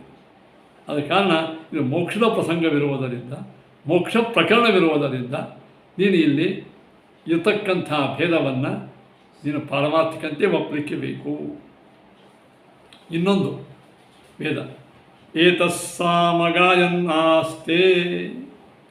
ಇವನು ಸಾಮಗಾನವನ್ನು ಗಾನ ಮಾಡುತ್ತಾ ಆಸ್ತೆ ಇರ್ತಾನ ಇವನು ಮೋಕ್ಷದೊಳಗೆ ಈ ಜೀವಾತ್ಮ. ಇನ್ನೊಂದು ಹೇಳ್ತಾರೆ ಮೋಕ್ಷದಲ್ಲಿ ಚತುರ್ಮುಖ ಬ್ರಹ್ಮದೇವರು ಮುಕ್ತ ಬ್ರಹ್ಮರು. ಈಗಿದ್ದ ಬ್ರಹ್ಮರು ಇವರು ಕಾರ್ಯಬ್ರಹ್ಮರು, ಇನ್ನೂ ಮುಕ್ತಿ ಆಗದೇ ಇದ್ದ ಬ್ರಹ್ಮರು. ತಮ್ಮ ಸಾಧನ ಪೂರ್ಣ ಮಾಡಿಕೊಂಡು ಮೋಕ್ಷವನ್ನು ಪಡೆದ ಬ್ರಹ್ಮರು ಮುಕ್ತ ಬ್ರಹ್ಮರು. ಅಲ್ಲಿ ಅನೇಕ ಬ್ರಹ್ಮರಿದ್ದಾರಂತೆ. ಯಾಕಂದರೆ ಪ್ರತಿಯೊಂದು 3 ಕಲ್ಪ ಆದ ನಂತರ ಬ್ರಹ್ಮದೇವರು ಅಲ್ಲಿ ಹೋಗಿಬಿಡ್ತಾರೆ. ಹೀಗಾಗಿ ಅನೇಕ ಬ್ರಹ್ಮರು ಇರ್ತಾರೆ. ಅನೇಕ ಬ್ರಹ್ಮರು ಅಂದರೆ ಯಾರು? ಚತುರ್ಮುಖ ಬ್ರಹ್ಮರು. ಅವರು ಅಲ್ಲಿಯೂ ತಮ್ಮ ಸ್ವಭಾವಕ್ಕೆ ಅನುಗುಣವಾಗಿ ಭಗವಂತನ ಸ್ತೋತ್ರ ಮಾಡ್ತಿರ್ತಾರೆ. ಋಗ್ವೇದದಿಂದ, ಯಜುರ್ವೇದದಿಂದ, ಸಾಮವೇದದಿಂದ, ಪುರಾಣಗಳಿಂದ ಭಗವಂತನನ್ನು ಗಾನ ಮಾಡ್ತಿರ್ತಾರಂತೆ. ಯಾರು? ಚತುರ್ಮುಖ ಬ್ರಹ್ಮದೇವರು. ಅದು ವೇದನಾಗ ಹೇಳ್ತಾರೆ. ವೇದನಾಗ ಏನು ಹೇಳ್ತಾರಪ್ಪ ಇದೆ ನೋಡು.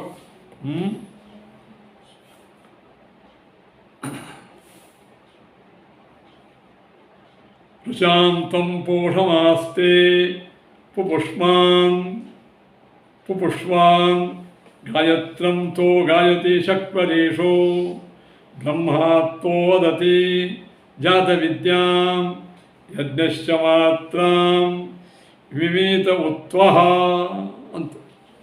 ಮೋಕ್ಷದಲ್ಲಿ ಬ್ರಹ್ಮದೇವರು ಪರಮಾತ್ಮನನ್ನು ಯಾವ ರೀತಿಯಾಗಿ ಸ್ತೋತ್ರ ಮಾಡ್ತಿರ್ತಾರೆ ಅಂತಂದರೆ ತ್ವಹ ಅಂದ್ರೇನು? ಒಬ್ಬ ಬ್ರಹ್ಮ. ತ್ವಹ ಅಂದ್ರೇನು? ಒಬ್ಬ ಬ್ರಹ್ಮನು ಅಂದರೆ ಒಂದು ಕಲ್ಪದಲ್ಲಿ ಮುಕ್ತನಾದ ಬ್ರಹ್ಮನು ಅಂತ ಬ್ರಹ್ಮಕಲ್ಪ. ಅವನು ಪುಪುಷ್ಮಾನ್ ಒಳ್ಳೆ ಪುಷ್ಟನಾಗಿ ತನ್ನ ಸಚ್ಚಿತ್ ಆನಂದ ರೂಪದಿಂದ ಕಾರ್ಯಬ್ರಹ್ಮ, ಪರಬ್ರಹ್ಮ ಅಲ್ಲ, ಚತುರ್ಮುಖ ಬ್ರಹ್ಮ. ಋಚಾಂ ಪೋಷಂ, ಋಗ್ವೇದವನ್ನು ಚೆನ್ನಾಗಿ ಅವನು ಉಚ್ಚಾರ ಅಂದರೆ ಪೋಷಂ ಪುಷ್ಟವಾಗಿರ್ತಕ್ಕಂಥದ್ದನ್ನು ಉಚ್ಚಾರಣೆ ಮಾಡ್ತಾನೆ. ಅಂದರೆ ಉಚ್ಚಾರಣೆ ಮಾಡ್ತಾನೆ. ಆಸ್ತೆ ಉಚ್ಚಾರಣೆ ಮಾಡ್ತಾ ಇರ್ತಾನೆ. ತ್ವಹ ಇನ್ನೊಬ್ಬ ಬ್ರಹ್ಮ ಶಕ್ವರೀಷು, ಶಕ್ವರಿ ಎಂಬ ಛಂದಸ್ಸದು. ಆ ಶಕ್ವರಿ ಎಂಬ ಛಂದಸ್ಸಿನ ಋಕ್ಕಗಳನ್ನು ಚೆನ್ನಾಗಿ ಉಚ್ಚಾರ ಮಾಡ್ತಾರೆ. ಗಾಯತ್ರಂ, ಗಾಯತ್ರಿ ಎಂಬ ಸಾಮಗಾನವನ್ನು ಮಾಡ್ತಾನೆ. ಗಾಯತಿ. ತ್ವಹ ಇನ್ನೊಬ್ಬ ಬ್ರಹ್ಮ ಜಾತವಿದ್ಯಾ, ಪೌರುಷೇಯವಾದಂಥ ಮಹಾಭಾರತ ಇತ್ಯಾದಿಗಳನ್ನು ಪರಮಾತ್ಮನಿಗೆ ಮುಂದೆ ಕೂತ್ಕೊಂಡು ಗಾನ ಮಾಡ್ತಿರ್ತಾನೆ, ಅಥವಾ ಶಿಷ್ಯರಿಗೆ ಅದರ ಪಾಠ ಹೇಳ್ತಿರ್ತಾನೆ. ತ್ವಹ ಇನ್ನೊಬ್ಬ ಬ್ರಹ್ಮ ಯಜ್ಞಶ್ಚ, ಏನಿದೆ ವಿಷ್ಣು ಪರಮಾತ್ಮನ ಪವಿತ್ರವಾದಂತಹ ಮಾತ್ರ ಒಂದು ರೂಪವನ್ನೇ ಅಂಶವನ್ನೇ ಧ್ಯಾನ ಮಾಡ್ತಿರ್ತಾನೆ. ಈ ರೀತಿಯಾಗಿ ಮೋಕ್ಷದಲ್ಲಿ ಮುಕ್ತರಾದಂಥ ಚತುರ್ಮುಖ ಬ್ರಹ್ಮಾದಿಗಳು ಭಗವಂತನನ್ನು ಆರಾಧನಾ ಮಾಡ್ತಾ ಇರ್ತಾರೆ. ಆರಾಧನಾ ಮಾಡುವವರು ಮಾಡಿಸಿಕೊಳ್ಳುವ ಪರಮಾತ್ಮ ಇಬ್ಬರು ಭಿನ್ನರು. ಆ ಭೇದ ಪಾರಮಾರ್ಥಿಕ, ಈಗ ಮೋಕ್ಷೊಳಗದ ಈ ಪ್ರಕಾರವಾಗಿ ಹೇಳಿದ್ದಾರೆ. ಆಮೇಲೆ ಇನ್ನೂ ಮೋಕ್ಷದ ಒಳಗೆ ಎಷ್ಟು ಸತ್ಯವಾದಂಥ ಭೇದ ಉಂಟು, ಆ ದೇವರ ಸತ್ಯದ ಎಂಬ ವಿಚಾರವನ್ನು ಮುಂದೆ ಹೇಳ್ತಾರೆ. ಶ್ರೀಕೃಷ್ಣಾರ್ಪಣಮಸ್ತು. ಹರಯೇ ನಮಃ.